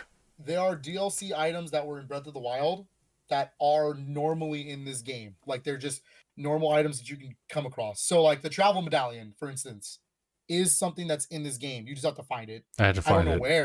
I don't know where it's at. I didn't look up that far. Yeah. But it is in this game. So I don't know what other things they're hiding. Because maybe the ancient horse armor is here. You just have to know where it's at. Yeah, true. Yeah, that'd be really great and really helpful, actually. So you do none of your armor, none of your swords and stuff carry over. That stuff doesn't. Yeah, like they pull a Metroid on this one where like you're super strong at the beginning. You literally see like the efforts. Yep. Your stamina's there too. But like literally that trailer that they showed off, that's the opening. And then they sap your health just like that, and it all makes sense. Everything's just brand new, and you have a Great Plateau Soul variant. Yeah. Yeah. It really is starting anew. But man, it does feel really good to like just jump back into it, even though you're not as like strong. And okay, so I'm not sure if this is not really big spoilers because obviously Link has the new arm. There's a story bit tied to that in the sense that you're investigating initially this quote unquote gloom. You could think of it as like poison, phazon, what have you. It's just like it's some it's some it's just some toxic stuff, or that for best similarities is like the poison like put into Korra and Legend of Korra, where it's like it's still in her. In this case, it's still within Link. And you have to kind of like work towards like doing shrine stuff to kind of like purify yourself from like the gloom, because it has an everlasting effect on you, just like as you progress through the game, but also in a certain area, large area as well. Link has new moves? Yes. I guess so. Well, two abilities. Like abilities. The runes that you know from Breath of the Wild are gone. They are not in this game. Yeah, this game has its own set of abilities, and that makes it stand out compared to Breath of the Wild. Yeah, they took out your Sheikah Slate, aka your Wii U touchpad, and they gave you a fresh new Purapad / Nintendo Switch. That was really funny. I'm glad somebody else noticed that it's just a Switch. It's just the Switch now. It's just the Switch. That was really fucking funny. But I do think I like these abilities. Again, they make the game stand out. It's different. Yeah. I feel like it helps you to really focus in on resources and stuff like that, which makes me want to expand my inventory more, so I've been trying to like seek out more Korok seeds, which is also continuing from this game. I need to find Hetsu though. Yeah, I have to find Hetsu. You haven't found Hetsu? I started out west, so I don't know where this boy is at. Oh, he was towards the east. Oh, okay, that makes a little bit more Definitely sense. towards the east. That's what I'm saying. So, I think, what's really cool is everybody in DangIT Media, we've been playing it and we're talking to each other, and it's like everyone's doing something different. Everyone is taking completely wild routes. I'm going west. I know that Anaya is like all over the place. I don't even know where he's at this point. But he did start east. Um, Seffi's going down the south. Like she was trying to go back to Great Plateau and stuff. Yeah. That makes sense. Yeah, I should revisit that. I started off west because it was just a given direction. I think it kind of like fall in line with like the main story objective. And I was like, I just need to like register Epona over here. I need her. I was really stuck to like Epona for a while. I didn't want to lose her somehow. I literally only used Epona, so Yeah, but then I realized that, of course, like we talked about, the horses transfer. So I saw my like 5-star speed ace, and I was like, oh, he also has good pull, so we'll just use him. for real though. Yeah, Yeah, it's very good. It's a very good game. yeah. So I'm currently kind of like in the Hebrew region, but I have like taken a lot of like pit stops like around. I remember I tried to like further west. There was that lookout tower, and I shot up into the sky, and I noticed one of those sky islands that had many layers on top of each other. So I made my way over there, and it turned out to be like Courage Island. And I was like, okay, what's going on here? I activated the thing on top because I just landed there, and I was able to do a whole diving sequence. And I talked to the dude. He was like, "Oh, good job. Well, first of all, here's a shrine here. Second of all, you can go for a better time." So I did that a couple times, and they give me like a new armor thing, an armor piece for like specifically gliding. I was like, "Oh, okay. I'll have to keep lookout for all these other stuff." But I remember going down like in that same region. Well, I warped back into the nearby shrine, and next to it was the chasm. That's a new thing that's going on in the Zelda games. Oh I yeah, heard about that's it very quickly in like the story bits. They talk about how they're investigating like the upheaval. This is not spoilers or anything. It's pretty much like what happens at the very beginning. Hyrule Castle is like uplifted. A lot of things. Cave systems are created, and chasms are discovered. And what they are just like these like very like murky depths like underneath Hyrule that you can jump into, and you just explore that, and that's the third layer of the map. It is your third layer of the map. It's a whole map down there, and it's horror inducing. But I dived in there. I it was wonders. Oh my god, Phil, I jumped in there. There was someone right there. I was like, "Hey, do you need help or anything?" Like, "Oh, do you have any of those like bright seat stuff?" "Oh, thanks. It's just a shame that you and I won't get out here alive together." And so one of the oh Yiga dudes, I was yeah. like, "No, I trusted you." That happened to me too. I was He like, like showed up and he like started. I gave him the seeds. I gave him the seeds, man. And he was just like, "All right, thanks. Now you die." And I'm like, "What?" "That's messed up." But I was that like, "Yo, I can't trust this game, man." but yeah, I love that because that was definitely something that they talked about in the story, just really briefly, because essentially I think what's going to happen is that in the main story quest you're going to like just discover that, and that's another thing about how to progress further in the story. But I decided to just jump in onto this other separate one and figure things out myself, so everything was so new to me. Everything was creepy down there, and gloom that we just talked about has an active like effect on you. Like if being touched by it, like it literally permanently removes like your hearts until you I guess Until you leave, until you you leave the deaths. yeah. So it's like, whoa, this is something else. Also, the enemies are hard as fuck down there. Dude, oh my god. I got scared. I jumped into a hole and I saw the boss bar show up and I was like, I gotta go. You know, if that I got 4 hearts to my name. I cannot do this today. it's that time. I gotta go. Um. It's crazy how innovative that this game is overall. Mhm. Oh, can I They've say? done a Oh, go ahead. The depths actually have some extra like armor sets that you might be familiar with. Some very familiar armor sets, and I found Ocarina tunic down there just randomly Wait a minute. in a chest. So they have it to where you don't need the amiibos. You don't need the amiibos, which I think is a great That's touch that kind they of crazy. yeah. Also 'Cause those I have the oh god. amiibos and I've been waiting to get the armor sets again. So you can still That's do kind of that. crazy. You can still do that, but you could definitely just like go down there and find like those like armor pieces like later. What was it? Oh, one last thing about the depths was the fact that you know those in Breath of the Wild they had those skeleton like horse mounts that if you can't like register them, but you could definitely ride them. They have them down there too, and they have an actual like use in that they can cover like gloom terrain without any type of issues. So it's in your best interest to just like find one. That's crazy, dude. Yeah, it's there's so much to that. I want to jump back. Dark Lucy is so good. I hop back in. Yeah, I yeah. may or may not be playing it as we speak, but as I always usually do when I'm on the podcast, but that's not the point. Yeah, but I have to go back in. I need to like find Hestu.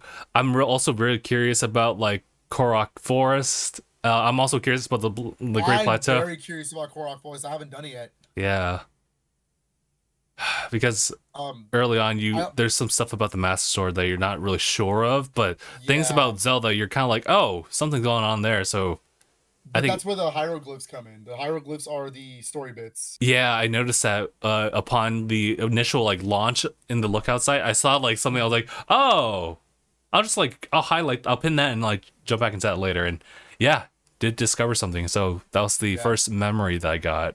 I was like, whoa, that's insane. Soul said just bought some new body wash. Feels so good. Dang, nothing like a good scrub. I feel that. I 100% feel that. I ain't even gonna lie. Can you imagine? No cap. Can you imagine like there being an amiibo scan for Link, and one of them like in the chest is like a body soap, and he's like, he's like, heck yeah, dude. Just start scrubbing. Any last more first impressions of Zelda? Because there's so much. We can go on for a while. I promise you. But the world feels so like well lived in. There's like a slew of new enemies that you're never gonna expect. Trees. Oh my god. Trees, dude. The tree attacked me and I was like, I can't play this game. I also I was like, fuck you, game. Like they're also in the game too. It's not really spoilers, but I know that Steffi was talking about certain enemies returning back that she wouldn't want, and I was like, boy, you don't even know. Oh my god. Yo, should I say? Shout outs to the fucking Horriblin. God, what the hell, dude? That shit scared the fuck out of me. I was in a cave, and this motherfucker just like attacked me, and I was like, "What are you?" And I got real scared. I was like, "Ah, hell no!" Back up. No, there's even got the cologne. Dang. Ooh, wait, Phil, should I say it's not really a boss or anything like that? It's just an enemy.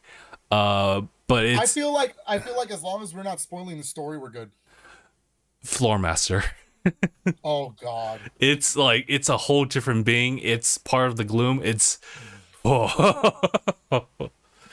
it strikes the fear in you. But there's also the Hydra stuff. Yeah, I stopped where somewhere in Hebra, and like that's the first sighting I see of it, like in the distance at the stables. I'm like, oh hell no, dude. It's a 3-headed dragon over there. Oh my lord. That was in the trailer. You're good. Yeah. Oh my lord, a snapping turtle. So then I just like off time I just kind of flew back up to the Sky Islands to the beginning point to find any like Korok seeds. There are a couple that are scattered out. Whether you go back to that Room of Awakening and then you ascend up and there's like a tree trunk with like a single lily pad, it's there too. During that whole like jumping sequence with the opening title, there is a separate island there where you'll see where to dive in for a Korok seed. But yeah, I've been searching for those things on the off time, but I gotta go back in. But there's a lot of things I want to do. I want to make some videos like through TikTok running this game. There's also some Pokemon stuff going on too. They keep updating with like the 7-star raid battles, and there's still the one I want to cover this time around. So it's just really busy. There's so much to this game, dude. There's so much. I literally cannot believe, like performance wise. Let's do that real quick, just to get the fear out of everybody. Oh yeah, I can't believe how stable this game is. it's pretty stable. It's I had a little bit of fear. I was like, there's no way that they're gonna get this game to run like, especially after Pokemon, especially after some of Fire Emblem Engage, not a lot of it. That was also a pretty stable game. But you know, especially after Bayonetta 3, that had a lot of It drops did. here and there. It did. But oh my god, dude. There is drops in the game. I'm not gonna sit here and lie to you, Yeah. but it is so minimum that it doesn't even matter. Like they're the same kind of spots that they happen in Breath of the Wild. The Yeah. exact same things. When you're fusing stuff, you can kind of see it, but realistically, the gameplay is so smooth that it doesn't even matter. Yeah. And frame rate, yeah, that's frame rate, and then visuals still 900p, so it still matches Breath of the Wild Switch. But because it's not restrained to the Wii U anymore, a lot of the textures have been updated. Like the mountains look really pretty. The grass, I don't know if you noticed, but the draw distance is better. Dude, it's crazy. It's crazy how good this game looks. It's on a 7-year-old aging hardware. Was there some talk about like 1080p, like being like upscaled? It is being upscaled. I think it's using FSR1. It's a thing that's an AMD chip can do, which is what's in the Switch. So it's 900p, but it can upscale to 1080. Nice. So it can use the full Switch resolution. Yep. It just chooses not to. That way it can get away with the textures. Got you. That's what makes it look so sharp. It's very good, dude. It deserves all the 10 out of 10 in praises it's getting. Also, music, it's still kind of like that same vibe with Breath of the Wild, where it's like they're not trying to throw you like a big overworld like tune. As much as we like that, it also kind of helps like keep you focused on like the open like wilds.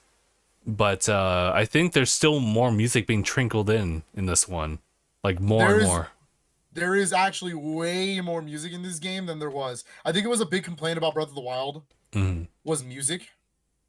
Was like Zelda is known for its iconic tunes and whatnot. This game has some pretty good ones. Yeah. The town themes again are always a banger, but it gets away with a lot more musical cues than normal. Yeah, it is still atmospheric though. It's still atmospheric. I also think oh, sorry, go ahead. No, go ahead. Not too much into the music, but I think Link's a lot more expressive in this one too. He doesn't really talk so far, but you know, it's just one of those things where like if he's gonna need to talk, he'll just simply like do a hand gesture. People will get like, oh, this is going on. He does the I like to call it the 3D platformer animation, like the 3D platformer personality. So like if you ever notice like Mario has so many facial expressions in like 3D game or like Crash Bandicoot or things like that, they gave him that. Okay. They let him definitely, you know, if he's scared, you can see it. If he's battling, you can see it on his face. That's something that wasn't in Breath of the Wild too much. It was there, but not to this extent. I see. Okay. Oh, one thing. Lionels are here. If you've dealt with them before, they're kind of a cakewalk, but you also have to deal with the fused weapons. So God, I can't even imagine. I haven't gotten to one yet. Yeah, I'm so close. I got that sliver health, but like I lost all my weapons. So like that's what prompted me to I need Hestu, dude. I need to go talk to this guy. You fought a silver Lionel already? No, just like a base Lionel. Oh God. It's not bad. It's not that bad. They only got one new mood. I'm scared to find out if there's a Gloom Lionel. Oh. I'm scared to find out. They definitely look different, but the Gloom Lionel, I can only imagine is like the worst thing. Because there's Gloom Bokoblins and Moblins and whatnot, but they look so scary. They're not. Yeah. those things are like higher than silver. Like those are scary. Mm. I also could not even I couldn't even to begin to imagine a master mode in this game. That's gonna be. Ooh, they're I good. can't They're even gonna do it. begin.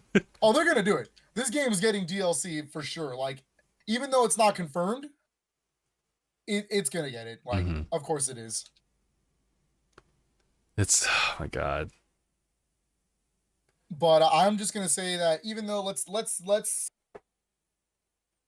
okay, I know that it's more than likely going to be a top tier contender for game of the year, but you know, let's keep this in the conversation as there's still other games coming out Yeah. because I do think like um I do think Final Fantasy 16 is gonna hold its candle. I That's gonna do be think crazy. Starfield is gonna be a big one, you know. So let's keep this in the conversation. Like, Sure. but for sure, this is a game of the year contender. Yes. Absolutely. Nintendo has really outdone themselves. Monolith Soft with the support again. They're wizards. They're wizards. They're absolute wizards. Nintendo has done an outstanding job with this game, and I could not believe that this is still running on the same hardware we played Breath of the Wild on. There's a reason why they had to delay it. There was a really good. Yeah. There's a reason this game got delayed, and it's to make sure it's one of the most polished things to come out. And so far, it looks like to be the case. And I mean, you can't take that for granted anymore. I mean, look at Redfall. Yeah. Look at even though it's a damn good game, look at Star Wars Jedi Survivor. Mm-hmm. It's you can't take polish for granted. It's very good. Yeah, there's a lot. There's a lot going on. There's a lot going on. Do you want to any very very final words about Zelda? Because we can go on forever. We can literally sit here and make this a Zelda podcast. Like, not entirely sure what I can say else otherwise because it is really buy the game. Oh yeah. Like, yeah, buy the game. It's good. Oh yeah, you know, Mark was saying like, is this gonna be the game? Like, for this is gonna be the Zelda game for me? It's like, Mark, you played Elden Ring. True. I think this is the Zelda game for you. I think so. I think if you really are curious and you don't want to go all full into Tears of the Kingdom, Breath of the Wild is also a good choice. But yeah, I think this can be your first Zelda game, Mark. I think you can do it. Yeah, because like we're not too far into like the narrative stuff, so obviously things that have happened in the previous game, there's definitely ties to it. The game is designed for first timers as well. You don't. True. It would help if you played the first game, but you really don't need the first game story wise. I have a friend that was with me at the event. This is his first Zelda game ever. He's never played a Zelda game. This is good. That's gonna be so wild. So I convinced him to try it out. I was like, you know, the game looks good. He goes, you know, those trailers do make it look good. Breath of the Wild didn't make it look that good, and I was like, you should play it. Which is really, really try it. That's also a key thing. Is just the promotional stuff for it. Really helps out a long way. Even though they didn't really do too much, what they have put out, like in the past like couple months, that was very important. I think that makes the game better. Total blind mystery going into this game. Mm-hmm. And we don't get that often. We live in an age where trailers are left and right. You know, online is a thing. Spoilers left and right. Which, so don't get me wrong, yeah, there was still some spoilers for this game. Mm-hmm. But 100%, this is good. It's really good. This is going to be a game we talk about for a long time in the future. Now it really does sit in that conversation about like, obviously when we talk about the Switch, we always talk about like Breath of the Wild. Like that's just a recommended game, and like how that changed a lot of things for not just the Zelda formula, but open world in general. And now we have Tears of the Kingdom, which is like doing it again, which is like unlocking like the other like 80% of your brain. It's like Tears of the Kingdom. This is a lot of people can give Nintendo a lot of shit, and so can I. You know, as probably a big Nintendo fan, I've given them shit for a lot of things, and I'm just gonna say it. Like Nintendo, the reason these franchises still exist, the reason they can still do this, is because these franchises still innovate on the same kind of game every single time.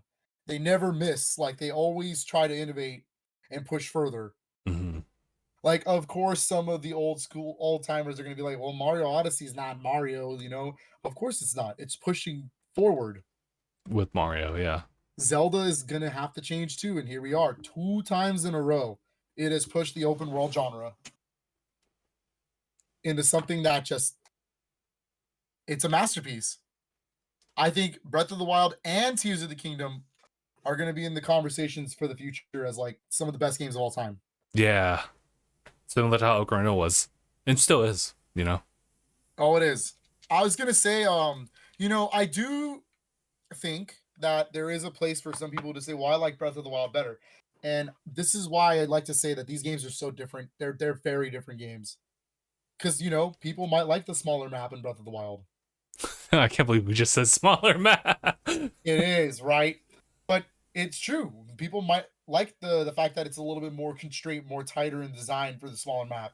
Hmm. People might like that the different abilities, the runes in Breath of the Wild more than this. I totally get that. So there's a lot of different conversations we can have now. A lot of fights, but I think between Tanuki Media and everybody here, I can 100% say both Breath of the Wild and Tears of the Kingdom are S tier Zelda games. I don't think we're not even done with the game. I can already tell you that it's good. Hmm. Final Those qu- reviews did not lie.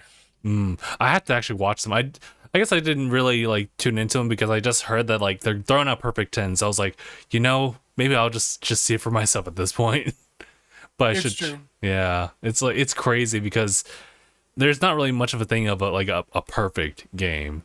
This is like an example of like it's so good they can really like look past any small like issues that the game might have, and it's perfect. And Yep. it's so crazy because you never see a game like this like rated like this high before. I think it's sitting right at the same score as Breath of the Wild right now. That's so Imagine that 2 games back to back in the same series scoring in the exact same area. That that's crazy. mm-hmm. Not a lot of companies get to do that. So kudos to Nintendo. The game's good. Mm-hmm. The game's damn good. This High recommendation from everybody. yes, same here. There's just so much too. Like I literally like streamed this game for like 7 hours last night, like straight, and I felt like I got a lot done. But like if you look at every like potential like path, like as far as a goal in mind, I didn't really make that much effort. Otherwise, it's one of those games that feels so well lived in. You walk and then, well, obviously there's gonna be like NPCs that you'll see back to back to back to back as you like follow a path, and I definitely seen that just like following one road, that there's always something new to like engage in or not to engage in. But there's always something new to rediscover. But I really love currently for me, maybe not to like engage onto the main story quest stuff yet, but just to revisit some like familiar areas like Korok Forest, Kakariko, maybe Ateno, and then the Great Plateau. I'm just really curious as to what's over there now. I'm very curious for like the returning areas. Yeah. I think we've extended how much we could talk about Zelda right now without going into like spoilers and whatnot. I guess so. I guess my only curiosity now is like Fuse is such a pivotal thing about how you go about like fighting enemies. There's a level of like tactical like use for them, but I wonder about like the sheer raw like damage output. A lot of your fuse weapons like combine their strengths together, but they're like small individual digits combining into like double digits. So I'm wondering like, do we get stronger stuff over time? Because like I feel like I was fighting that Lionel and that took everything, and I still couldn't like win. I guess only time will tell when we Yeah. get there. I really don't know. I couldn't answer that. Oh yeah, yeah. That's a good question. Mm-hmm. I'm not sure. Mm-hmm. Because I noticed that a lot of the default weapons are definitely weaker than they were in Breath of the Wild, but that's because they want you to fuse. They're demanding that you fuse and then carry different like weapon types. I mean, they kind of did that with Breath of the Wild too, but it was also like I think with Breath of the Wild you could like stick to just like one specific strong weapon. That's one of the issues too, was that by the end of the game you literally have like Royal Guard weapons in multiples, and like in this game I don't even know if those exist anymore. Moreover, and that's kind of a story thing too. That's why like you're sticking to like older like weapons or wooden weapons here and there. But I also, Yeah. yeah, I really like how interwoven the story is. There was definitely kind of a lack thereof, like in Breath of the Wild, in the sense that they want you to just kind of explore, and the story will follow naturally. And in this game, there is definitely a tutorial because it's like you're kind of displaced in the story from the beginning, and then you just kind of like recollect everything, and now you have a goal in mind. And I think the story like further builds up on that over time, but I won't say too much about like the story bits yet, but they got something cooking, and it's definitely a lot more of a mysterious thing versus what Breath of the Wild was trying to do. Mm-hmm. Mm-hmm.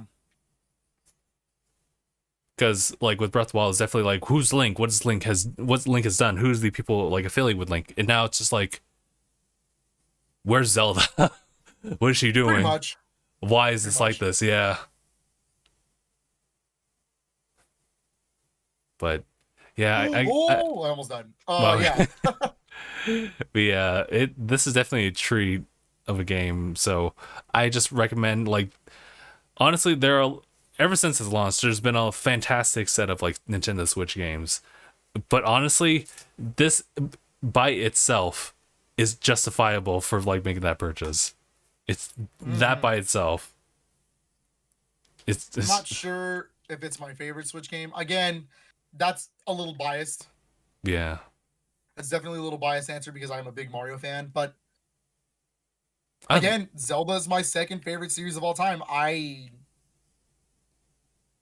don't know. mhm. I'm having a hard time debating to myself, do I like this or Mario Odyssey better?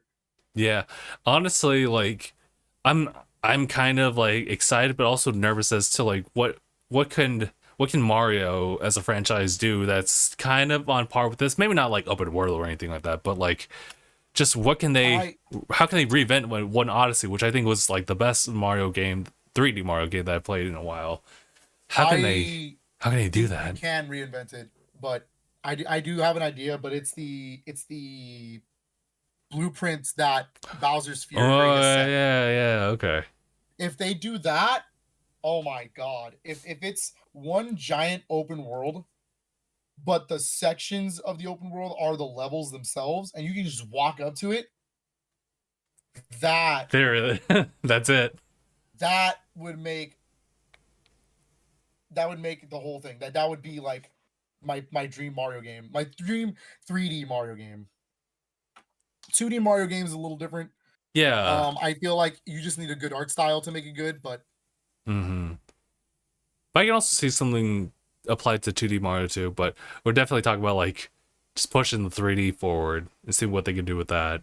yeah, if we're talking strictly 3D, I think 3D Mario can go open world. Is exactly like Bowser's Fury, right? Those little areas, those obstacle courses Yeah. around everywhere, that is the levels. Mm-hmm. Now, obviously, they'd have to be a little bit more grander in scope. Like you have to have a desert area, you'd have to have a water area, you know what I mean? Like that kind of stuff. Mm-hmm. But if they can pull it off, I mean, I see no issue. Mm. You go there, there's all your like you walk in and then you can do whatever you want. Like there's the amount of shrines that exist in this area. Try Yeah. to find them. Try to do the objectives.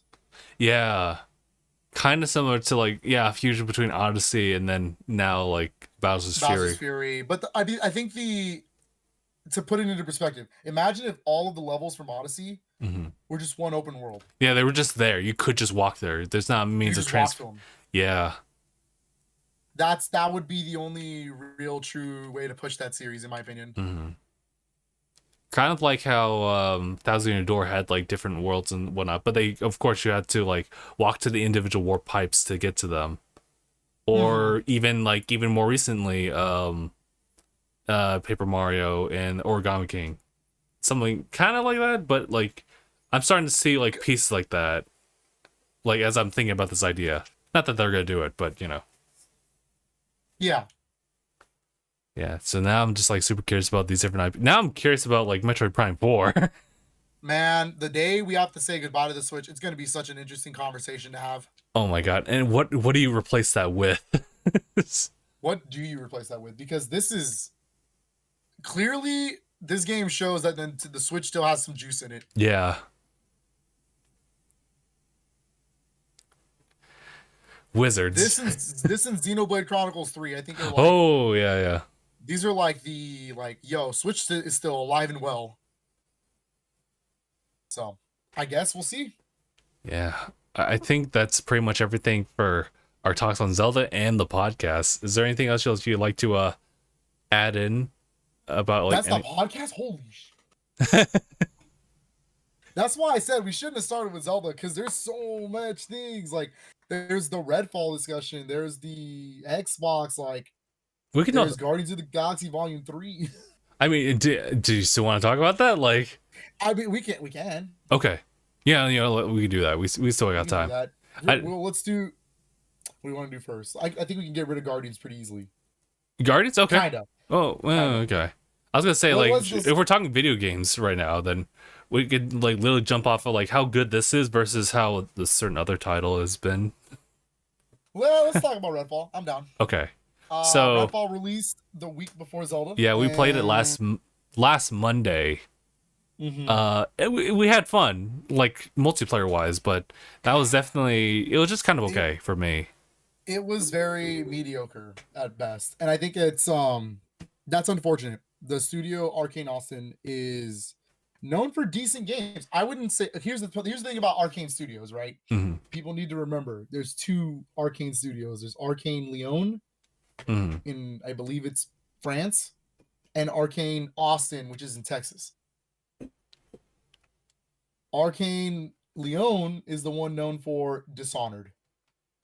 They're known for Deathloop. All of those have been highly rated, 10 out of 10 like games. Hmm. Arcane Austin, on the other hand, is known for Prey. Is known for helping out its or not its offer Machine Games with Wolfenstein Youngblood, which have been okay. I think Prey is a little bit more underrated. I like Prey, especially if you play it on Xbox and you get the boost, the Xbox Series Oh, X boost. okay. Great game. Runs it at 60 frames. It's a great game. But Arcane Austin wasn't exactly it's not the biggest team that you would want it to be. Arcane in general has made a name for themselves because of these games, but so let's start there before we continue on this conversation. They're not the AAA studio that everybody wanted. Mm. That being said, they still follow the same engine. Arcane has a very particular engine. And so when I was seeing the gameplay, I was like, I don't know if I like the structure, but it's an Arcane game. It's got to play well, right? Like it's got to at least be the gunplay has got to be at least fun, because that's what it is. And all of it was mediocre at best. Mm. And I think we had fun. It Yeah. was you, me, and Mark. We had fun because we were just dicking around the whole time. Yeah. We were fucking around the whole time. Let me get to the good stuff. Let me actually give you some actual decent things I liked about Redfall. I liked the aesthetic of the game. I like the actual, like, there's times where you go into these houses and it's dark and it's creepy and like the music's going, like the small strings of violin are playing, and it creates this atmosphere where you're like, okay, there's got to be something in here, and I'm Mm. a little scared to keep going in. That stuff is cool. The atmosphere that game creates is really cool. There were some striking pieces, like the beginning opening with the waves where you're like they're just staying Yeah. still. I was like, that looks cool. When the sun becomes the eclipse, that looked really cool. There are parts that look very interesting in the game. There Mm. are. And also the fact that it's technically an open world, which is something that Arcane has never done. So that's cool. And that's really all I can say good about it. Oh no, the music's fine. I like the music. It's okay. Yeah. It fits. It fits. Other than that, yeah, the game is not fun. And here's the problem: I don't care how much you can try to update the game and make it run better or Mhm. fix it or whatever. It doesn't fix the structure of the game. That's the problem. For me, one of the biggest, I have the big three criticisms that Arcane Austin fails to deliver on this one game: the structure. I don't really care for the idea of this being a looter shooter. That's not what I thought this is going to be. I thought it was going to be a fun Left 4 Dead style co-op game where we're running through this open world and we do missions and stuff. I didn't realize this is going to be a looter shooter where everything's RNG and you have to help each other out and split the weapons and all the items you get and whatnot. Mhm.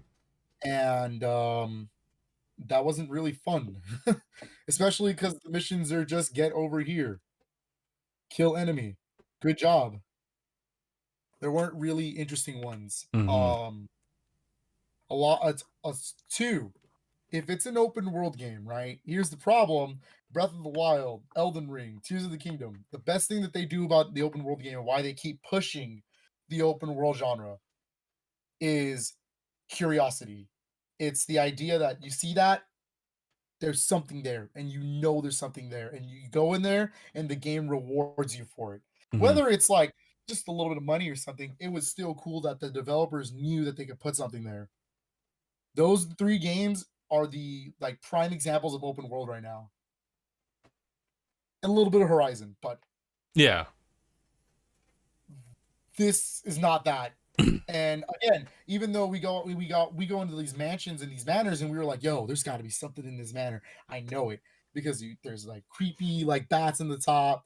There's ravens circling. Like there's something in this manor. We get in, we break into the house, And we don't really and find we're anything. you don't find Anything anything. significant. There's like It's creepy. it's It's cool, there's environmental but storytelling there, but like there's no reward to it. There's no incentive to try this again. there's no crazy enemy that's waiting in the attic when you go up there and Yeah. search. I was really expecting that. I was really expecting Mark on the bottom searching and then Justin taking one different path than I was, and I was going up and I was expecting to go, guys, I need help. Nothing. Nothing happened. Nothing happened. And I think that deflates the whole purpose of those environmental storytelling Yeah. is that there was something there and it just doesn't happen. And you're like, oh, wow. A majority of our playthrough is just running around this open world doing nothing Yeah. except running. Yeah. Like there was like one mission that took a while for us to get through because we were kind of busy trying to like take other paths, try to like see different places. And mind you, I like kind of the environments here and there when it isn't just like walking from town to like building to building. Like there was that Yeah, cave system that was like that was interesting. Like that's a the lot cave was more. cool. That was a lot more The than I cave, thought. I believe it was the helicopter mission, right? The cave Yeah. before we go up into the area, yeah, because it was like the vampires living in the cave. You got to watch out with the weird dust and smoke Yeah. while you're fighting in this really beautiful cave. And you get out, and then all of a sudden you have to be careful because all the smugglers are up there ready to shoot you. Hmm. That part was cool. I wish the game was more structured like that instead Hmm. of it just being nothing but emptiness, nothing but empty open world. And that's the worst thing you can do for an open world game when there's nothing to do in it.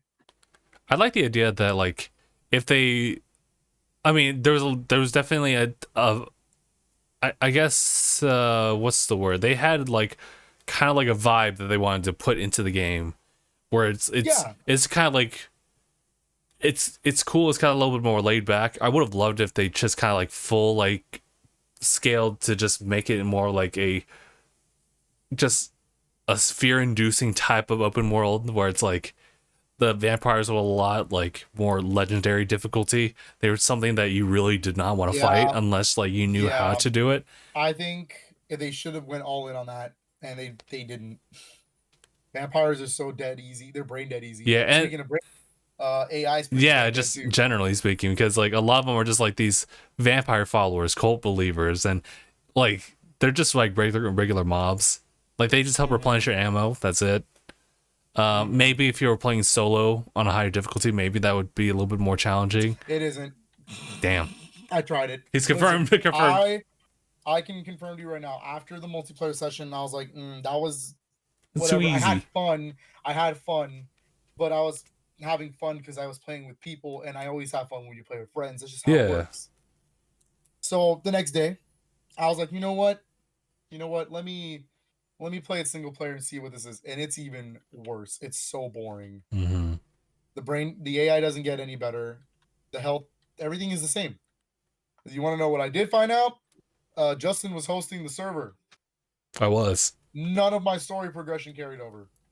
Had to start from the beginning. My character progression was there, but that makes it even worse because now all of the earlier missions are dead easy. It's true.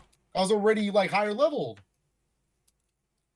It should be worth noting we all did play different characters. I played Lila, so I played the magical character. I I forget what think I you got. played Jason, right? The Raven user. Raven user, yeah. Yeah, and then I forgot who Mark played. He played the I Another forgot his dude. name. Yeah, we did play different characters to see different abilities and see how Mm-hmm. they worked. And we didn't really even use them. Yeah. We just kind of I, shot.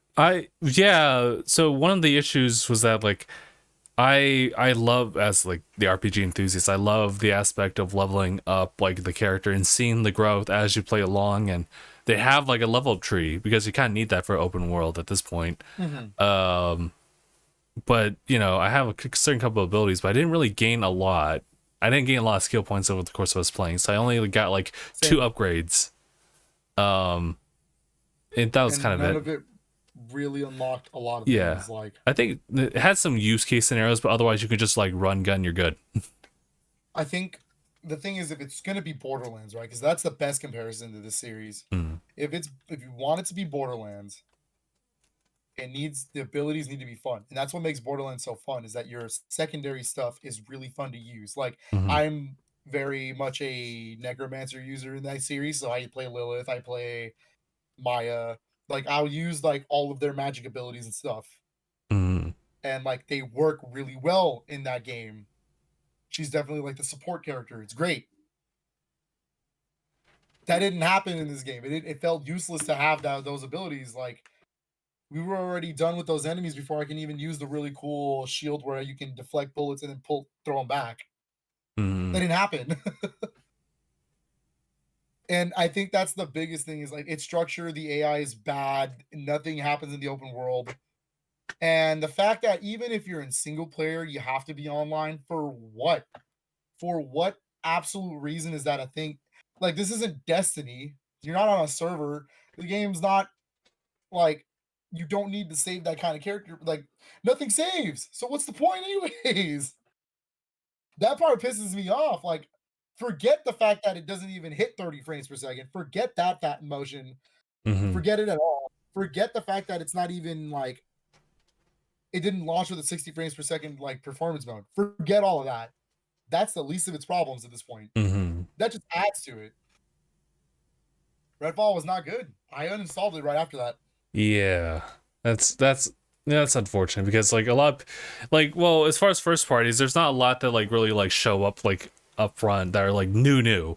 Like there's a lot Yeah, of like really big hits, but they've been kind of aging for now. Like Sea of Thieves is like the biggest example. Well, one of them, in the sense that like it has a lot of promise in the sense that it's like huge like PvP type of world or PvE too. mhm. Type of space, and like the experience is really among like the players who jump into it and make those long lasting relationships. But a recent memory like Halo kind of like, well, I mean there's a definitely the campaign, but definitely multiplayer just kind of like fell off of that. Yeah. Halo was in my opinion the big ones was Halo Infinite should have been was supposed to be the launch game, right? Mhm. And it didn't make it. And they kept delaying it. And when it finally released, here's the thing. The gameplay in Halo Infinite is really good. It is a 10 out of 10 in terms of gameplay. It was Mhm. very fun. It's just once you finish the story, I think I may have been too hasty back in the day to put that as my number 2 game of the year that year. Yeah. Now that I look back on it, I was a little bit too hasty to put it there. I think that was just coming off the high that it just came out, and I was like, the gameplay is good. The multiplayer is fun. It's it's that classic Halo, but better, and it really does push it. But when you don't support it and you don't do anything with the game, That's all it and, is. and it was the same 6 maps for months on end, I was Hmm. like, wow, I literally don't want to keep playing this. I got the 100 on the battle pass, and I was like, well, what do I do now? Now what? That's pretty much what it was. And it's gotten better. I went back to play it just the other day, and I was like, you know what? It has gotten better, but it shouldn't have taken, what was it, 2 years? Yeah. Should not have taken 2 years. And that's a big problem nowadays with a lot of people. It's like, let's just release the game now and we'll fix it later. That's not how it works. Or That's how not it how it shouldn't. Yeah. should be. It's not how it should be. Hmm. Because like Infinite's open world single player was great too. Hmm. The story went nowhere. And that's a problem. So I think Xbox has been taking L after L, and it's not good. I mean, Game Pass is the biggest W for sure. Yeah. And Hey, Redfall's on Game Pass. I didn't pay a single cent to play it. this is true. So that kind of leads into the talks about like what Phil had to like follow up on like maybe a few days after the fact.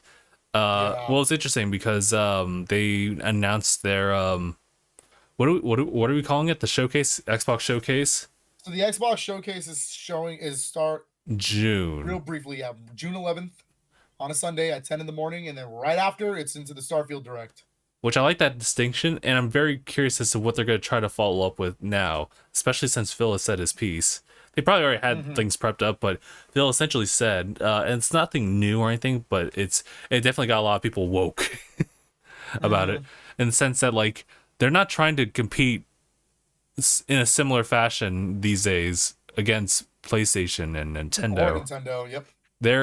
They're now thriving off of, and they totally understand that Game Pass is literally them. It's literally been their lifeblood as far as the gaming space, and they're really pushing the envelope for just accessibility of Game Pass everywhere, which I think is super dope. I think that's a good thing to have games accessible like that way, just so everyone could have that experience and not have to pay so many dollars like for like one individual game.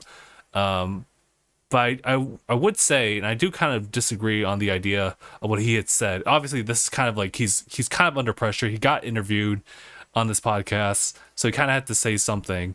But he did say that new games.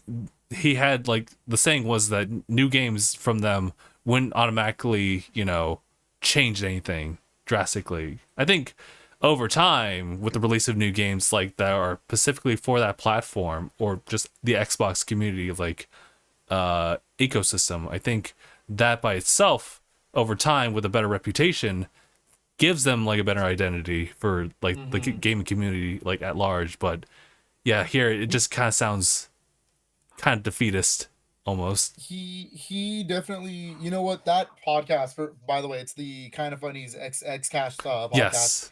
It was a very good episode. I think I found it very enlightening and intriguing to listen to what Phil had to say, Hmm. and it's really interesting to dissect. He talks about, like, first of all, let's talk, like, they talk about the Activision Blizzard thing, that the UK is preventing it right now, and Oh they're yeah, gonna yeah. appeal. They're gonna appeal, and if the rumored PlayStation showcases this month, and the rumors are true, and they do have the Konami exclusivity stuff, they can get away with it. Mm. I think the appeal is going to work because the whole point of this is them getting exclusive rights to certain games. But then you got PlayStation making deals out here going, well, we got Silent Hill and Metal Gear coming up, and I'm like, huh? What do you mean exclusive deals? They're like, literally, they're treating Final Fantasy 16 like it's a first party game, dude. It's not. It's just exclusive to PS5. But that's that whole thing, and so they took an L on that right now. Phil said that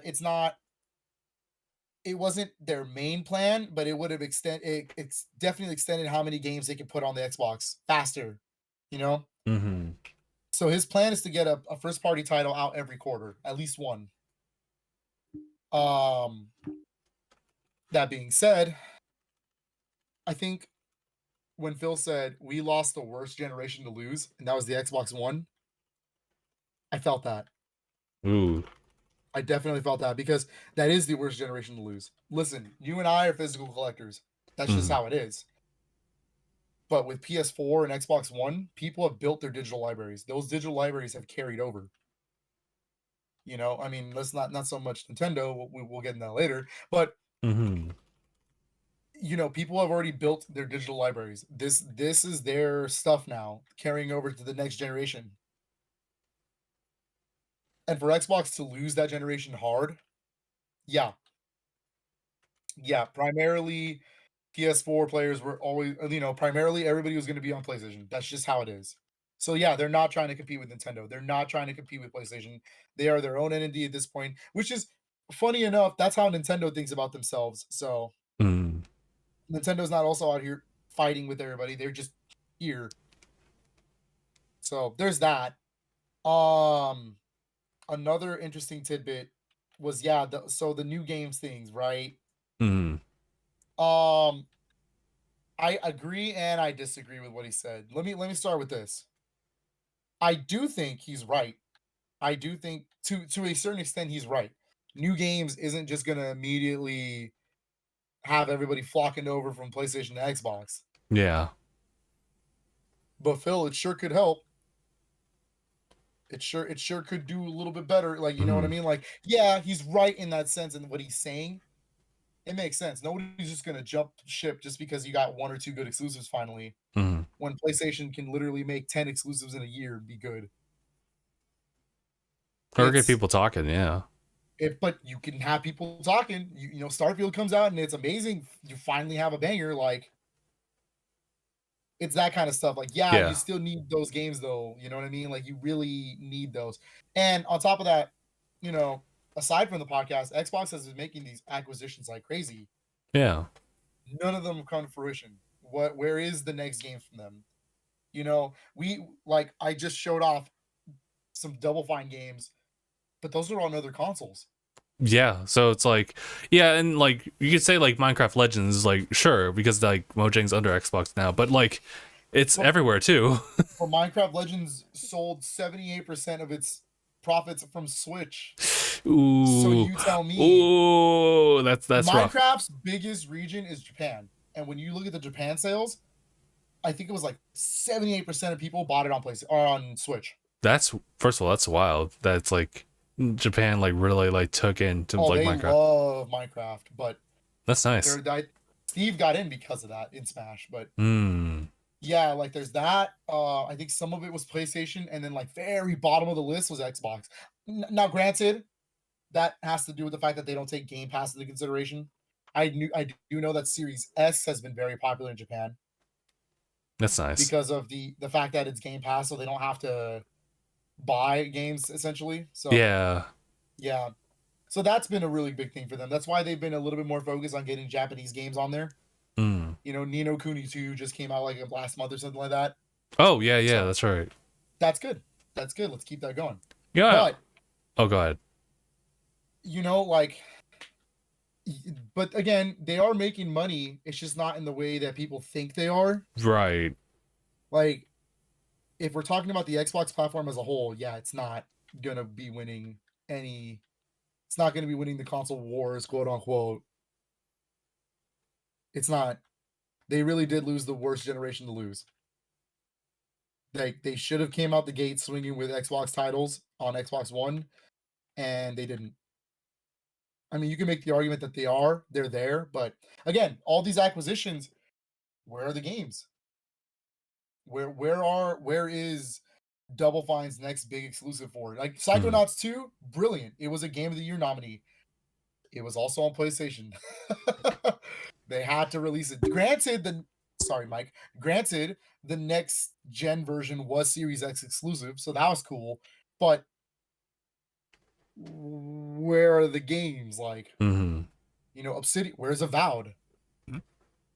Where is Avowed is supposed to be happening, right? That's Obsidian's next big game after Yeah. Grounded and Pentiment. Where is it? Where is Perfect Dark? Where is Fable at? Because you keep making hell. Where's Forza? That's one of the pillars of Xbox, and it's still not here. You know, like if they're gonna delay it, just say it's gonna get delayed, dude. You already delayed Starfield out of the 1 year promise. Hollow Knight Silksong just got out of that 1-year promise. Mm-hmm. Just say Forza's not making the 1 year. Just say Mm-hmm. it. And that's a big thing. I know, Justin, you don't really, that's not really a game for you, the Forza series, but in reality, that's a huge deal. That is the Forza is the series that showcases the Xbox's power. It is the one that will showcase what the Xbox can do, and it usually always is the showcase for it every Mm. time. So when you're talking, this is the next motorsport game. This isn't just like Horizon where it's like, oh ha ha, arcade fun. This is the next motorsports game. This is supposed to be the graphical showcase, ray tracing at 60 frames per second, going at all times. Like, Mm. where is it? And that's a big problem because even PlayStation already released Gran Turismo 7. It's like, and you know, Gran Turismo 7 isn't even that good. It didn't. A lot of fans are mad with that game. So Oh Forza yeah. has the chance. It has the chance to swoop in and take that goal. But Mm-hmm. I know, like Forza's a lot bigger deal than you think it is. It really is. And it's still not here. We've gotten one amazing exclusive this year, and it was handled as an indie title, and it's not, and it's Hi-Fi Rush. Oh my god. Like, I mean, And Hi-Fi Rush is like one of the most polished games to come out to date. Like it's so good. I like there's some interesting things that they're handling with their first party. Hi-Fi Rush was definitely one of those games that like literally like from the woodworks. Honestly, it was impressive enough just that it was never like linked about it, but they went in on that game and it's super polished. Like It's so good. and like it kind of sucks like at the same time because like there wasn't any like promotion for it whatsoever, so no one really got hyped for it, no one was really talking about it. But then they kind of flipped it over by the sense that just the user base just simply talked about it for like a good while after its release, and that was amazing. Mhm. But you know, I think more stuff like that would kind of help the narrative forward with Xbox, but for now it's just kind of like, you know, it's Hi-Fi Rush getting the talks, and you know, like a gem like Ravenlock now, Oh man. hardly getting any promotion whatsoever. It was just Any promotion in that game is spectacular. it's It's actually really really good. good. Like It's really good. It's not like a 10 out of 10, but it's great though. it's a very good game. It's fun. It's Mm-hmm. really good. I beat it. I beat it the other day and it was really good. Mm-hmm. Like I need the games like Hi-Fi Rush. I need those games on Xbox. I need to see more of those first party titles come to fruition. Ghostwire finally came out on Xbox. Great. That was already on PS5. For a while now, Like people have talked about it. like come on now. Deathloop finally came out on Xbox last year too. That was already on PS5 for a year. Like, yeah, it's a 10 out of 10 game. Deathloop is great no matter where you play it, Mm-hmm. but it's not. You need the actual exclusives. If you're gonna use Bethesda, if you're gonna do it, at least get the franchises people want on your side. At least have the balls to say the next Doom game is a Xbox exclusive. That's oh my god, that'd be Have the so. balls to say that, and you will see people go, "Oh damn." Well, now what do I do? It's like Well, now what do I do? You know we what I now get mean? Xbox or like a Say PC. say say the next game by Machine Games, which is Indiana Jones. Say that's an Xbox Hmm. exclusive. Pull that out. I know that Starfield's a big deal, and I am praying that Starfield is good. I don't think Xbox can handle another big L. This is the final chance for them. Like in terms of like what people see, you and I both know they're gonna keep going. Yeah, Game Pass is the blood. It's and flowing and well. that's how they're functioning too. Exactly. But to the public eye, all eyes are on Starfield. This is it. Hmm. If Starfield doesn't do good, I don't even know what I would say. And the problem is, Starfield's not going to be for everybody. It's not going to be that kind of game. Yeah, that's the problem I too. think people need to have better expectations about it. Like, I get it. It's the Elden Ring developer or Elden Ring. It's the Elder Scrolls developer. It is the Fallout developer. It needs to be good. Hmm. This is their first brand new IP since Fallout 3. it needs to be like on that level, and I hope it is. I really, really hope it is, because I would love to get on Game Pass that day, download it, and get lost in another world. Mm-hmm. But Yeah. Phil definitely is taking it a little too personally, in my opinion. And you know what? He should, right? Like, he is the head of face of Xbox right now, and everybody's gonna go after him. Like, why did this happen? Why did you do that? My one favorite thing that he said was, Mm. "Sure, we could have had like id Software step in. We could have told them, hey, help Arcane make this game. We could have done so many things, but the one thing we're not gonna do at Xbox is take away creative freedom." That makes so much sense. If Redfall was what they wanted to make, then Redfall was the one they wanted to make. He does admit that a lot of the resources are going into Starfield, and that's because Starfield was actually earlier in development than Redfall. Mm-hmm. Redfall was a lot more closer, which is interesting to know. But Mm-hmm. you know, they are open to having studios help each other in the future. Yeah, I But think. they don't. Mm, But the last thing they need is for people to go, well, if it's a shooter, why don't you just give it to id Software? They obviously know how to make first person shooters. yeah. Slow down. Just because id Software can make a first person shooter doesn't mean they have to make a first person shooter. Mm-hmm. There is creative freedom, and I do agree with that statement 100%. Because Tango Gameworks could have just sat there thinking, hey, we can make the Evil Within 3, but they made Hi-Fi Rush instead. And that is a vastly different game than what they've ever made. Mm-hmm. Obsidian, everyone's like, yo, big, big RPGs, big Western RPGs from them. And then they make a game like Grounded. So I agree with the creative freedom. I want them to make more variety, more styles of games. Mm-hmm. But if you're gonna do it, make sure it's polished. That's Like, fair. make sure it comes out and make sure that Xbox promotes it better. True.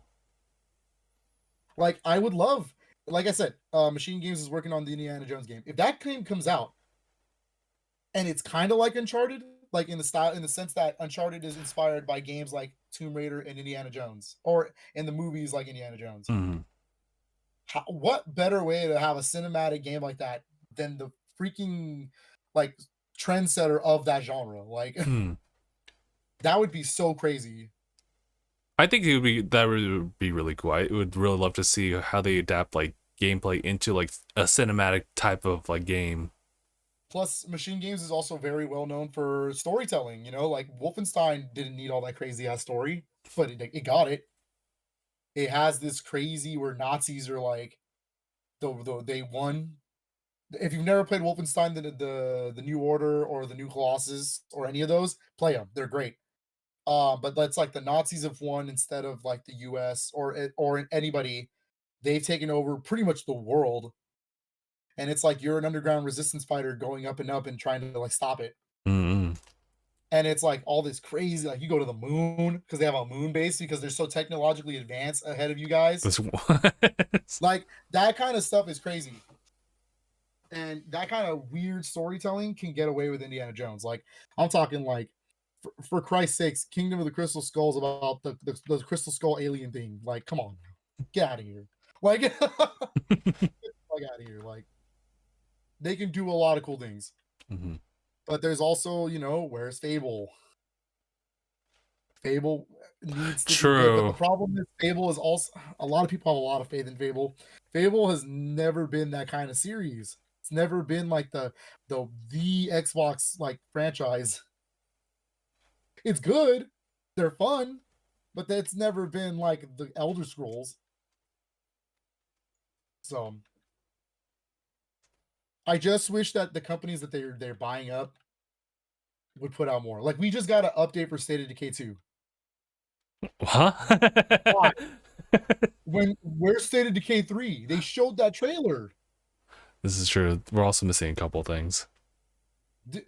Like I said, where's Perfect Dark? Where's Avowed? Where's Fable? Where's State of Decay 3? Where's Forza Motorsport? Like, What are the companies that you have acquired working on?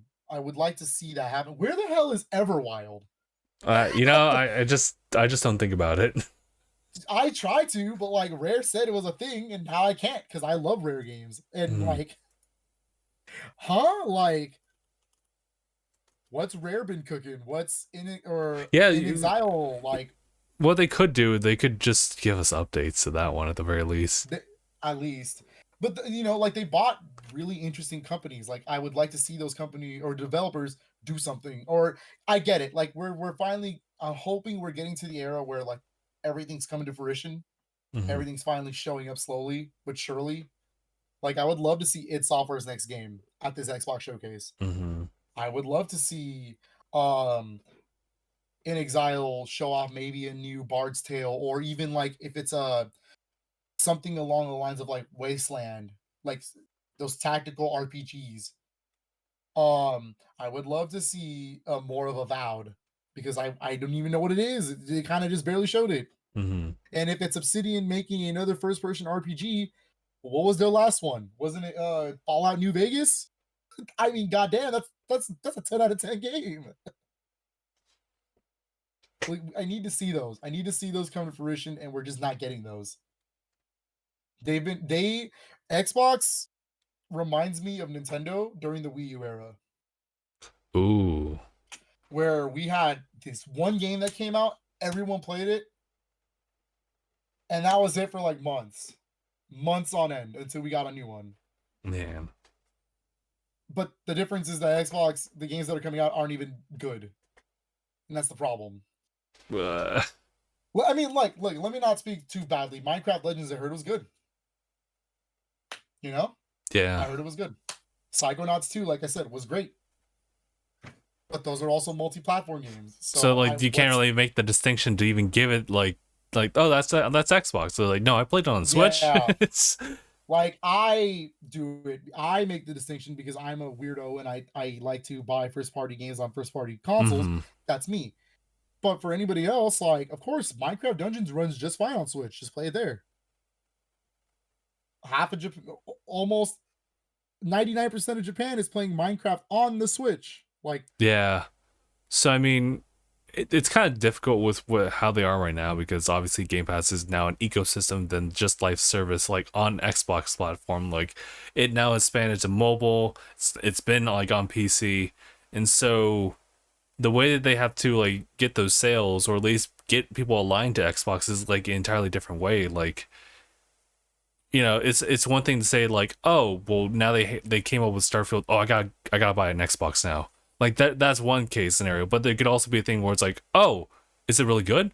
Well, I can see if I could get it on PC or maybe like stream it like on my mobile. PC Game Yeah, Pass. yeah.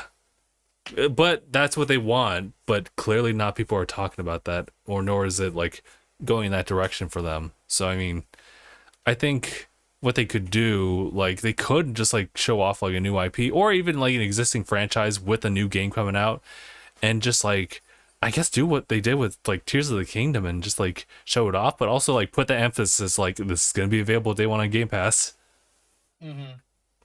Like, but also available on I, Xbox for purchase. honestly, like, I get what they were saying though when they said like the Activision Blizzard acquisition should have been like it would have made the games coming out faster, because you're Mm, right. You know, look at Overwatch 2 may not be the best game in the world, but if they would have had it already by hand, that would have been a big Xbox exclusive. that's Diablo crazy. 4 could have been a big Xbox exclusive. That Imagine telling somebody Diablo 4 is Xbox console exclusive. Bruh. That would be legitimately crazy. That's a huge franchise from them. Call of Duty is another one that would have been like, you would have had a lot of eyes on Xbox. Hmm. But they got to make those promises. They got to do what they got to do, and it's not easy just buying an entire company. You know what I mean? Yeah. Lots of legal issues, lots of things going on. So I get it, but man, I feel like with those companies, Xbox would have been set. But none of the companies they bought so far have been doing anything. Moreover, I Bethesda's guess been, it's moreover like a lot of legacy titles like showing up that you can play. yeah. a lot of Bethesda's been keeping up. Like Bethesda's the one keeping this afloat. For fuck's sake, we're the Starfield's a Bethesda game. Starfield is a Bethesda game. It's not even an actual like it's not even an Xbox like under their normal game studios game. Yeah, Bethesda's now an Xbox Studios thing, but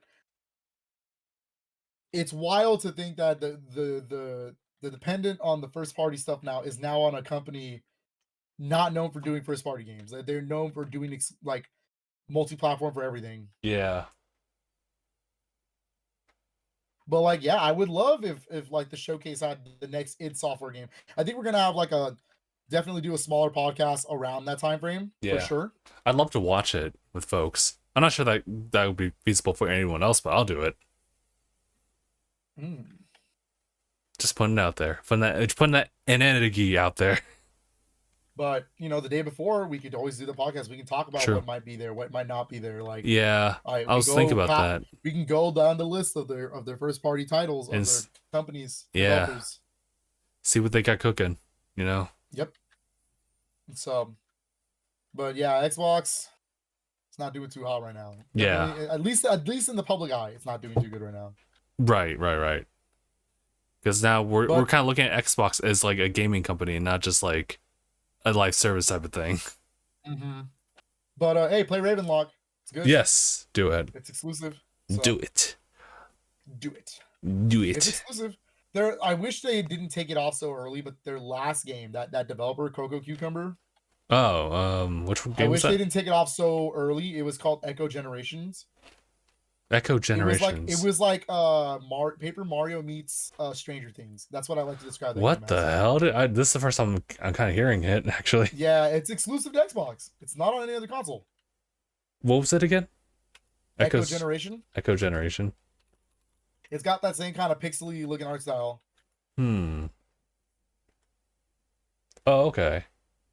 Yeah, it was fun.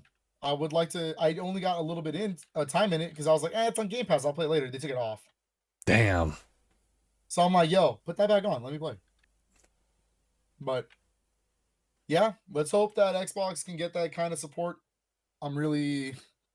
They're struggling out here. I mean, PlayStation's got what? Final Fantasy 16 ready to roll up. Yeah, like that's how they got it. They got the exclusive promotion stuff for Street Fighter 6, so technically people are gonna buy it on that. My God. They got Spider-Man 2 coming out this year. I don't know. I do not know. But yeah, that's it for Xbox, I think. Yeah. That's about it. Yeah, that's pretty much it then. Was there anything else? I don't think there was. Gaming wise, I don't think so. Okay.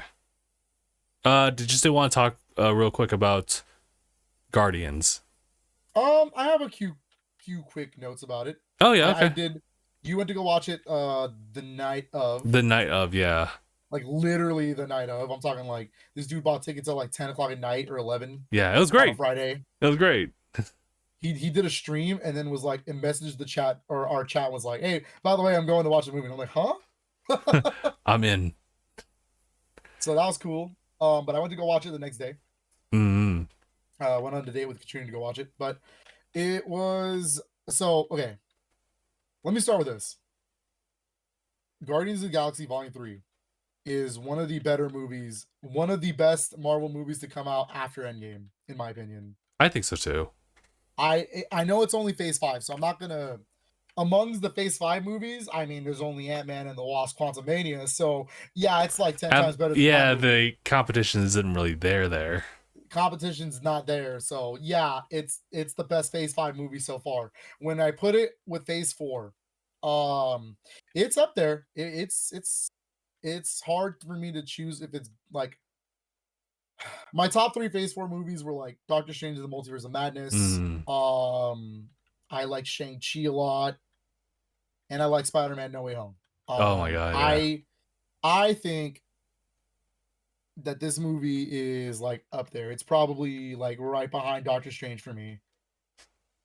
Probably. It's close. Like it's really good.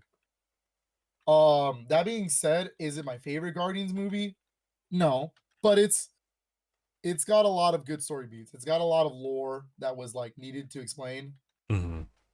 and this is also the last time we're gonna see these Guardians together. It's sad. So you can feel that throughout the whole movie, Hmm. and they definitely emphasize it. And I like the thing is the Guardians aren't gonna be gone. Right, You know what right. I mean?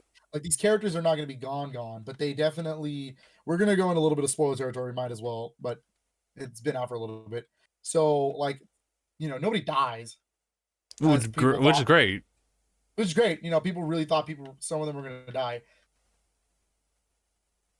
And yeah. I just don't think It'll have a different feel to it if we get another like Guardians thing going on. give me like 1 minute, I'll be right back. Okay, okay, for sure. I can talk about Guardians real quick. I love the movie. Do your part real quick, I'll come back. Okay. So I love the movie. Guardians 3 was like great, especially since like one was kind of like the roadmap to things, and there were some cool moments in there as well. Two was definitely challenging, like Chris Pratt's character quite a bit. I don't know why I forgot Star Lord's name. It's not even his actual name. It's Peter Quill. But playing through or not playing through it, watching Guardians 2 was, it was definitely just kind of like welcoming back the characters. And, to an extent, Guardians 3 is kind of the same way, but there's like more to it. There's like a lot more depth to it. Obviously, we're dealing with the missings of, Gamora, and, Peter's now quite depressed about that. And, it's seeing all the characters like support each other. They're a family now, and you see that Nebula treats them as a family, which is the craziest thing. She had a whole character arc in the second movie, and that's great. And her cameos in the other like Marvel's like MCU movies, it's great. And you really see, I think Nebula is legitimately like my favorite character in the movie, as far as just like whether it just be development. And what, hardly there was any development for her because she was already set. She's already like well fit into the group and has like her own like sense of like comedy like put into it, in a sense that she has a much more serious tone, but she's definitely a little bit more joking, and definitely tolerates a lot of like BS that the entire team like throws at her. Rocket was really interesting because Rocket was there in the movie, but ultimately doesn't really contribute a lot because of the situation that happens. And even like after the fact, it's kind of him like doing his own thing. I think Rocket like really matures as well. Well, I think he kind of matured like in general, but I think given where he's come from and how far he's grown up, it's changes things a lot. um and Peter himself just doesn't really change like ultimately like too much, because of like it really is fighting that issue that he has with Gamora, and like finding her again is kind of changes his character. But he's already kind of gone through his character arc and everything like that, so there's that. In fact, I guess a lot of them don't really do that. Gamora's the only one who changes because of just how she is, and I like how they treated that character. They didn't try to like shoo her in back into the Guardians and make things like everything okay. Like at the end of the day, they were definitely working together on a job, and ultimately it didn't really go through. So what happens is that she goes her own way, and that was pretty much it. Phil, we're back with you. I'm back. I gave everyone like the quick rundown how I feel about the characters. I think I love Ooh, all the characters. Nebula's like now the favorite of mine, but Nebula was really fun. yeah, I think it's just a shame now that like the way the team has parted. Mm-hmm. Yeah, but I think that makes sense. I think Rocket had like an interesting character development in the sense that we learn about his traumatic backstory, and that justifies a lot of things that happened over the course of the past two movies and just things that he's been a part of in the MCU. But you kind of give a different perspective on him, and honestly, the I way he think ends up at the end makes sense. yeah, that movie ends very well. Like it definitely does a really good job of wrapping up the Guardians of the Galaxy like story arc. It's Hmm. really cute. Now, does that mean Guardians of the Galaxy are done? No. Nah. They definitely left it open for everybody, but it's let's just get into some spoiler stuff. Let's do this. Okay. I do want to say that this movie does push the PG-13 rating pretty far. Yeah, pretty far.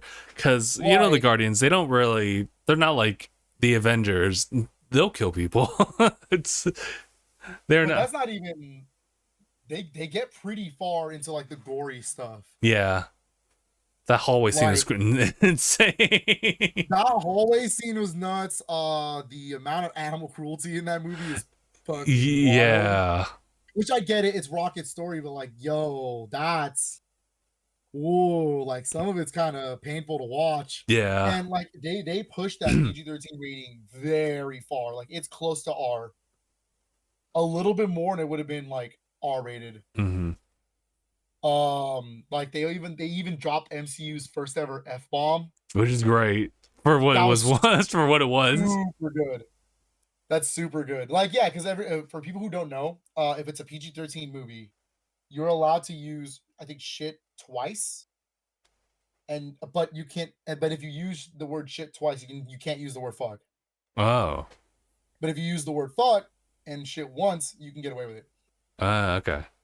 Yeah. One fuck though for a PG-13 movie. That word, if they even hear a second one, they'll classify it as R. Hmm. Yep, that's how language works in the rating systems. Interesting. Okay.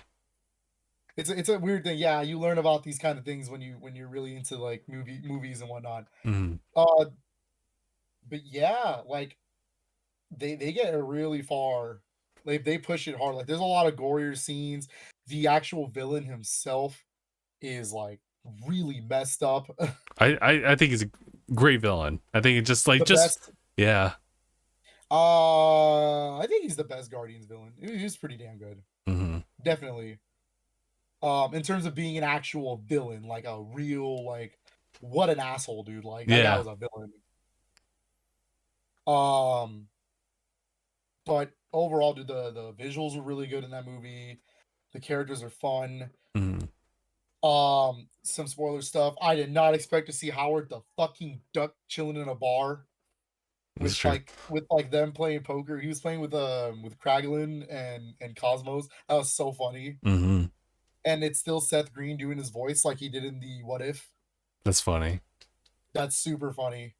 Also the casting choices are really good. So okay, so for people who didn't know, Lila the otter is played by Linda Cardinelli, which she's Hawkeye's wife in MCU. Whoa. Okay. But they can get away with that because it's just her voice. It's not the actual Yeah. character. Yeah. I think there was another person playing somebody else too. I forgot. I forgot who.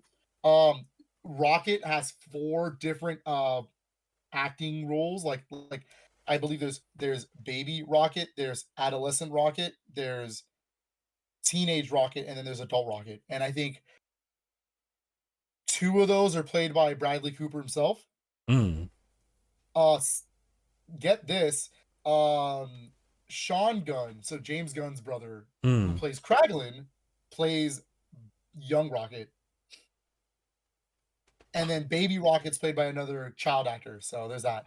Okay. Okay. Yeah, so there's a lot of interesting casting choices. They purposely did a lot of those, like the way they set up those. They purposely put those roles for a reason. A lot of cast from like Peacemaker and Suicide Squad was in this movie for sure. The Nathan Fillion scenes are funny as hell. When he says, "I got one of those just like him," I understand. Like, that's so fucked up. That's really messed up. Um, yeah, they did a really good job with the casting choices in this one. It was Mm. fun. They tied up a lot of the story arcs from like even that things that started in Endgame and Infinity War up until now. You actually do need the holiday special for some of the references, which is kind of wild. Mm. Like that you actually need to watch that.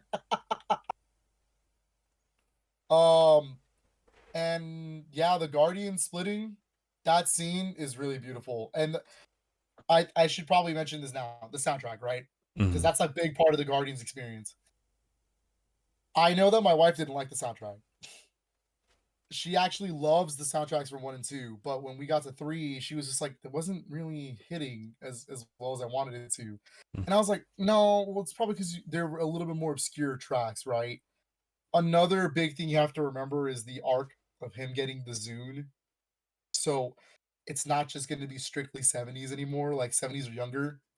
It's a lot of, like, there's some early 2000s stuff, there's some, like, 80s, there's 90s stuff in there. For Also, why? Why is this the second Chris Pratt movie in a row? In a row to have No Sleep Till Brooklyn? Why? That had no I was like, "Am I watching the Mario movie again?" Like, mind you, that's, like, a top tier Beastie Boys song, but I was like, "Why is it here again?" It's That part of his was brand. so wild. But, like, Since You've Been Gone by Rainbow, great choice of song. I love that song. Hmm. The way they use Dog Days Are Over, dude, that hurt me. The way they use that song, dude, it was so perfect to end the movie with. Like, oh my god, dude, that was a good song choice. That was a very good song choice. Um, which leads me into what the Guardians are now doing, Star-Lord's on Earth again, reconnecting with his grandfather who thought he was dead. Mantis is now doing her own thing. She's gone. We Hmm. actually don't know what happens to her. Nebula now runs nowhere with Drax. Gamora is still the new Gamora, so she does no memories of her past, but She you know, she she acknowledges it and accepts that she like that was she's something. starting she's starting to understand that she was part of something, but she's now a Ravager, so she takes on the role of Star-Lord like Guardians 1. Like they did a reverse role with each other, Yeah. which is a really interesting thing. It's a really interesting thing because like old Gamora was finally building a relationship with Nebula and then dies, and the Gamora that comes back here is now a Ravager like Star Lord, whereas Star Lord was a Ravager and then builds a relationship with Nebula, Mm. and then yeah, so that was cool. Um, and then there's a reason I'm forgetting to mention the other Guardians, right? Hmm. Because this is the new Guardians, right? This is the new lineup for Guardians of the Galaxy. Uh-huh. And I think it's an interesting lineup, especially because one of those characters came out of nowhere, and I was like, okay, slow down. You can't just throw you can't just throw Phyla like that and not give a reasonable explanation as to why she has those powers. So okay, All right, give so me the rundown because I don't know. for the big spoiler stuff, right? The new Guardians of the Galaxy Uh-huh. is Rocket Raccoon. He finally calls himself that. By the way, that was a really cool moment That's great. when he says, "I'm The Rocket Raccoon," and I was like, "Yo, let's go!" It's Rocket, it's Groot. They're the only two return. Well, no, it's them. Kraglin is now officially a Guardian, even though he was kind of already part of it Hmm. because he has the Yondu's arrow, which is Yeah. really cool. Cosmos is a Guardians of the Galaxy. That's an interesting choice because Cosmos is usually just there to run nowhere in the comics. So Mm. that's cool. But Cosmos is a Guardian. Um, Adam Warlock is a Guardian of the Galaxy. Let me tell you something. I actually did not like Adam Warlock in this movie. He's my one character where I was like, okay, look, he's supposed to be like a caveman type character. I get it, but he's not a child. And so that when they treated him like a baby the whole movie, I was like, I don't like the way like he's written. But he is a Guardians of the Galaxy now, so that's Mm. interesting. Um, and then Phyla, which is a big important thing, but like Phyla isn't like there's no okay. They saved the children that were Right. on that ship, and apparently she was one of them. But Phyla is a character they should really go a little bit deeper into. They can't just like tell her, "Hey, one of these kids had powers. Fuck it, she's a guardian." Can't do that. You can't do that. But she is a guardian, so Okay, okay. and she'll be definitely more important in the later movies. So that's cool. We got a whole new Guardians of the Galaxy cast. Hmm. But they did confirm Star-Lord will return. So that's interesting. Again, this is going to be the last Guardians movie where this Guardians as you know it, as you see it now, Hmm. that's it. They're done. And I kind of felt that like they really were serious about this. But that doesn't mean these characters won't show up in later things. Right, right. You know, these Guardians could reappear together, but it wouldn't be called Guardians of the Galaxy. Mm-hmm. It would be like the Kang Dynasty, or it would be like Secret Wars, or something like that. So the future is interesting for the series, Mm-hmm. especially for Guardians of the Galaxy. The future is interesting, and I think it says a lot when I don't think any of the Guardians movies are S tier movies, but they're all consistently A tier. You don't get that with Marvel movies a lot. Mm-hmm. There's always going to be that one outlier. Like Thor has Ragnarok, which is the best S tier movie from them, Mm-hmm. but then you got like Dark World and Love and Thunder that don't quite Yeah, hold they're up, like, yeah, it was weird. or like Captain America has the Winter Soldier, which Soldier is S tier, and Civil War, and and Civil War's not S tier, but it's up there. It's good, but it's not Winter Soldier good. So you know what I mean? Like Guardians has been consistent, and that's hard to do, especially in the MCU. So kudos to James Gunn. What a way to send off one of my favorite teams in the MCU. It was beautiful. And I like the soundtrack for what it's worth. For what it's worth, I love that soundtrack, but I mm, also really love music. So I knew every track like the back of my hand. But mm, that's not the point. That's not the point. By the way, Flaming Lips, good choice. It's a good soundtrack. Nobody really listens to them, but you know what? They got like one or two bangers that are good. mm. That's a good one. Yeah, I think that's it for Guardians. I don't think there was any other movie that came out recently. I wish I had gone to seen. I haven't seen them yet, and I would have talked about them a little bit if I Mm. had to. Evil Dead Rise and Beau is Afraid. I would have loved to talk about those movies, but I just haven't seen them yet. Ah, okay. Yeah, that's unfortunate. I am a big fan of both of those. Like, well, one's a series. The other one is the new movie from the guy who did Hereditary and Midsommar. Oh yeah, yeah. So I'm very, very curious to see what that movie's about. Other than that, yeah, Okay, that was like the okay, big movie was Guardians. for sure. I think the next big movie. Oh, I mean, like in my radar is definitely Spider Verse again. Oh hell yeah, dude! We're getting Oh more, hell yeah, yeah, more trickling stuff like popping up like new other Spider-Man that we're, hell yeah! yeah, That's gonna be a banger. That comes out in June. I think so. Oh my god, it's next month. Mm. Banger movie. I'm so excited to see I'm that really movie. curious as to how they're going to develop Miles' character and just like the whole Mhm. cast because now there's Mhm. several of them now. Yeah, I'm ready for Spider-Man. That's gonna be a dank movie. Absolute banger. I think the next MCU movie is the Marvels. So Yeah, yeah, they're definitely pushing which that. has potential to be good. I'm Has potential to be curious. good. Yeah, I'm I definitely just I curious. re- I really hope they just need to play off the characters right, and it'll be good. Yeah, Miss Marvel's fun. I like the show a lot, yeah, I like that. so I'm curious to see if they'll continue that. Yeah, I want to see that because they like if we're talking about like the three major casts, like two of the third are like specifically like Disney Plus. So how do you adapt, like how you built up that character and put that into cinema? Mm-hmm. So I'm really curious about that. How do you really do that? There is one more show that will lead into the Marvels, so we gotta wait for it. But Hmm. it should be coming out soon. No, Secret Invasion Oh yeah, that's right. that is gonna lead into the Marvels as well. I don't know too much about Secret Invasion. It's the story of Nick Fury, so it is a Nick Fury centered like and Shield story, right? Hmm. Okay. It is the story of Nick Fury during the 5 years of the what do they call it in The MCU? blip. The blip. During the blip. It's the Okay. 5 years. So here's why that's interesting, right? Hmm. In Infinity War, the post credits, you can clearly see Nick Fury and Maria Hill get dusted. Like they got Yeah. dusted along with everybody. Yeah. Well, what makes the post credit scene in Spider-Man No Way Home, not No Way Home, Far From Home, Right. interesting is that Nick Fury was in space the whole time.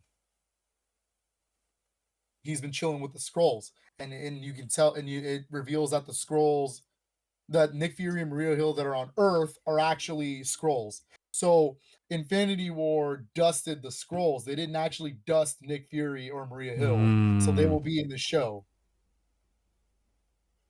That's what makes this an interesting show. It's going to be them, what happened during the blip with them. That's interesting. Okay. How they end up where they end up. And how Yeah. they even get the Skrulls to be like working for them. That's so interesting. So Now I'm it wondering. should be interesting. Should be good. Okay, okay. That's why it's called Secret Invasion. Yeah. Because they really didn't. Oh, okay, okay. So Nick Fury's been living in hiding this whole time. Like Man. Nick didn't even show up to Tony's funeral. That That was a was a scroll. scroll. That was a scroll. So that's why I'm like, Holy okay, this is wild. So this is wild. My God. Which Oh. is why at the end of WandaVision, the scroll shows up Yeah, yeah. and says, "A friend wants to see you," and she points up. It's because she's talking about Nick Fury being in space. Yeah, yeah, In yeah. the space station. Yep. Makes sense now. Everything makes sense. That this one show will connect all of that plot line together. So I'm really excited to see it. Okay, I don't know if okay. it's going to be amazing, but it is the We'll first see. MCU show of Phase 5. So All right. should be good. All right. Well, Phil, I think that's everything. Yeah, I think we've exhausted everything we can do. Mm-hmm. It was a long 2 weeks. A lot of stuff happened within these 2 weeks. Yeah. So Or yeah, I just this figured past it was week. going to Yeah. be a longer podcast, especially because we are both Zelda fans and Yeah. it was going to happen. So, before we go, I want to do a quick bit of shout out slash like plugs. So, guys, if you a little bit, yeah, a bit of housekeeping, guys.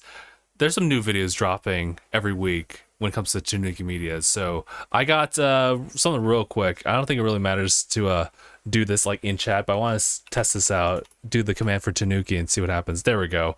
So if anyone was watching live, you could check out the Tanuki Media channel and see what we got. I just released a video literally yesterday. I worked my ass off just to get that out there, just so I can jump in and do some like Tears of the Kingdom. But it's about these Nreal AR glasses. They're super dope for sure. If you wanted an alternative, just to like play like in a space where it allows you to like be able to comfortably look at a display while not having to like look at a dedicated display. So they're super cool. I highly recommend it if you have the funds for it. But if even without that, just get Tears of the Kingdom. just go play it. Just fucking do it. Just do it. I'm gonna upload a 15-second video to Tanuki Media of my review, and it's just gonna be me holding the case. It says, "Play the game." Just play the game. Why the fuck are we here? Play the game, and then call it a day. No, I do. I know that Justin and I have been putting up a lot of videos. Update on our side for the Kingdom Hearts podcast. We've had so many things interfering with their plans for that. There's a lot of things that came up, a lot of issues. Like I had a funeral, Justin had unexpected plans one day. Tears of the Kingdom came out, so there ain't no way in hell we doing it tomorrow. Okay.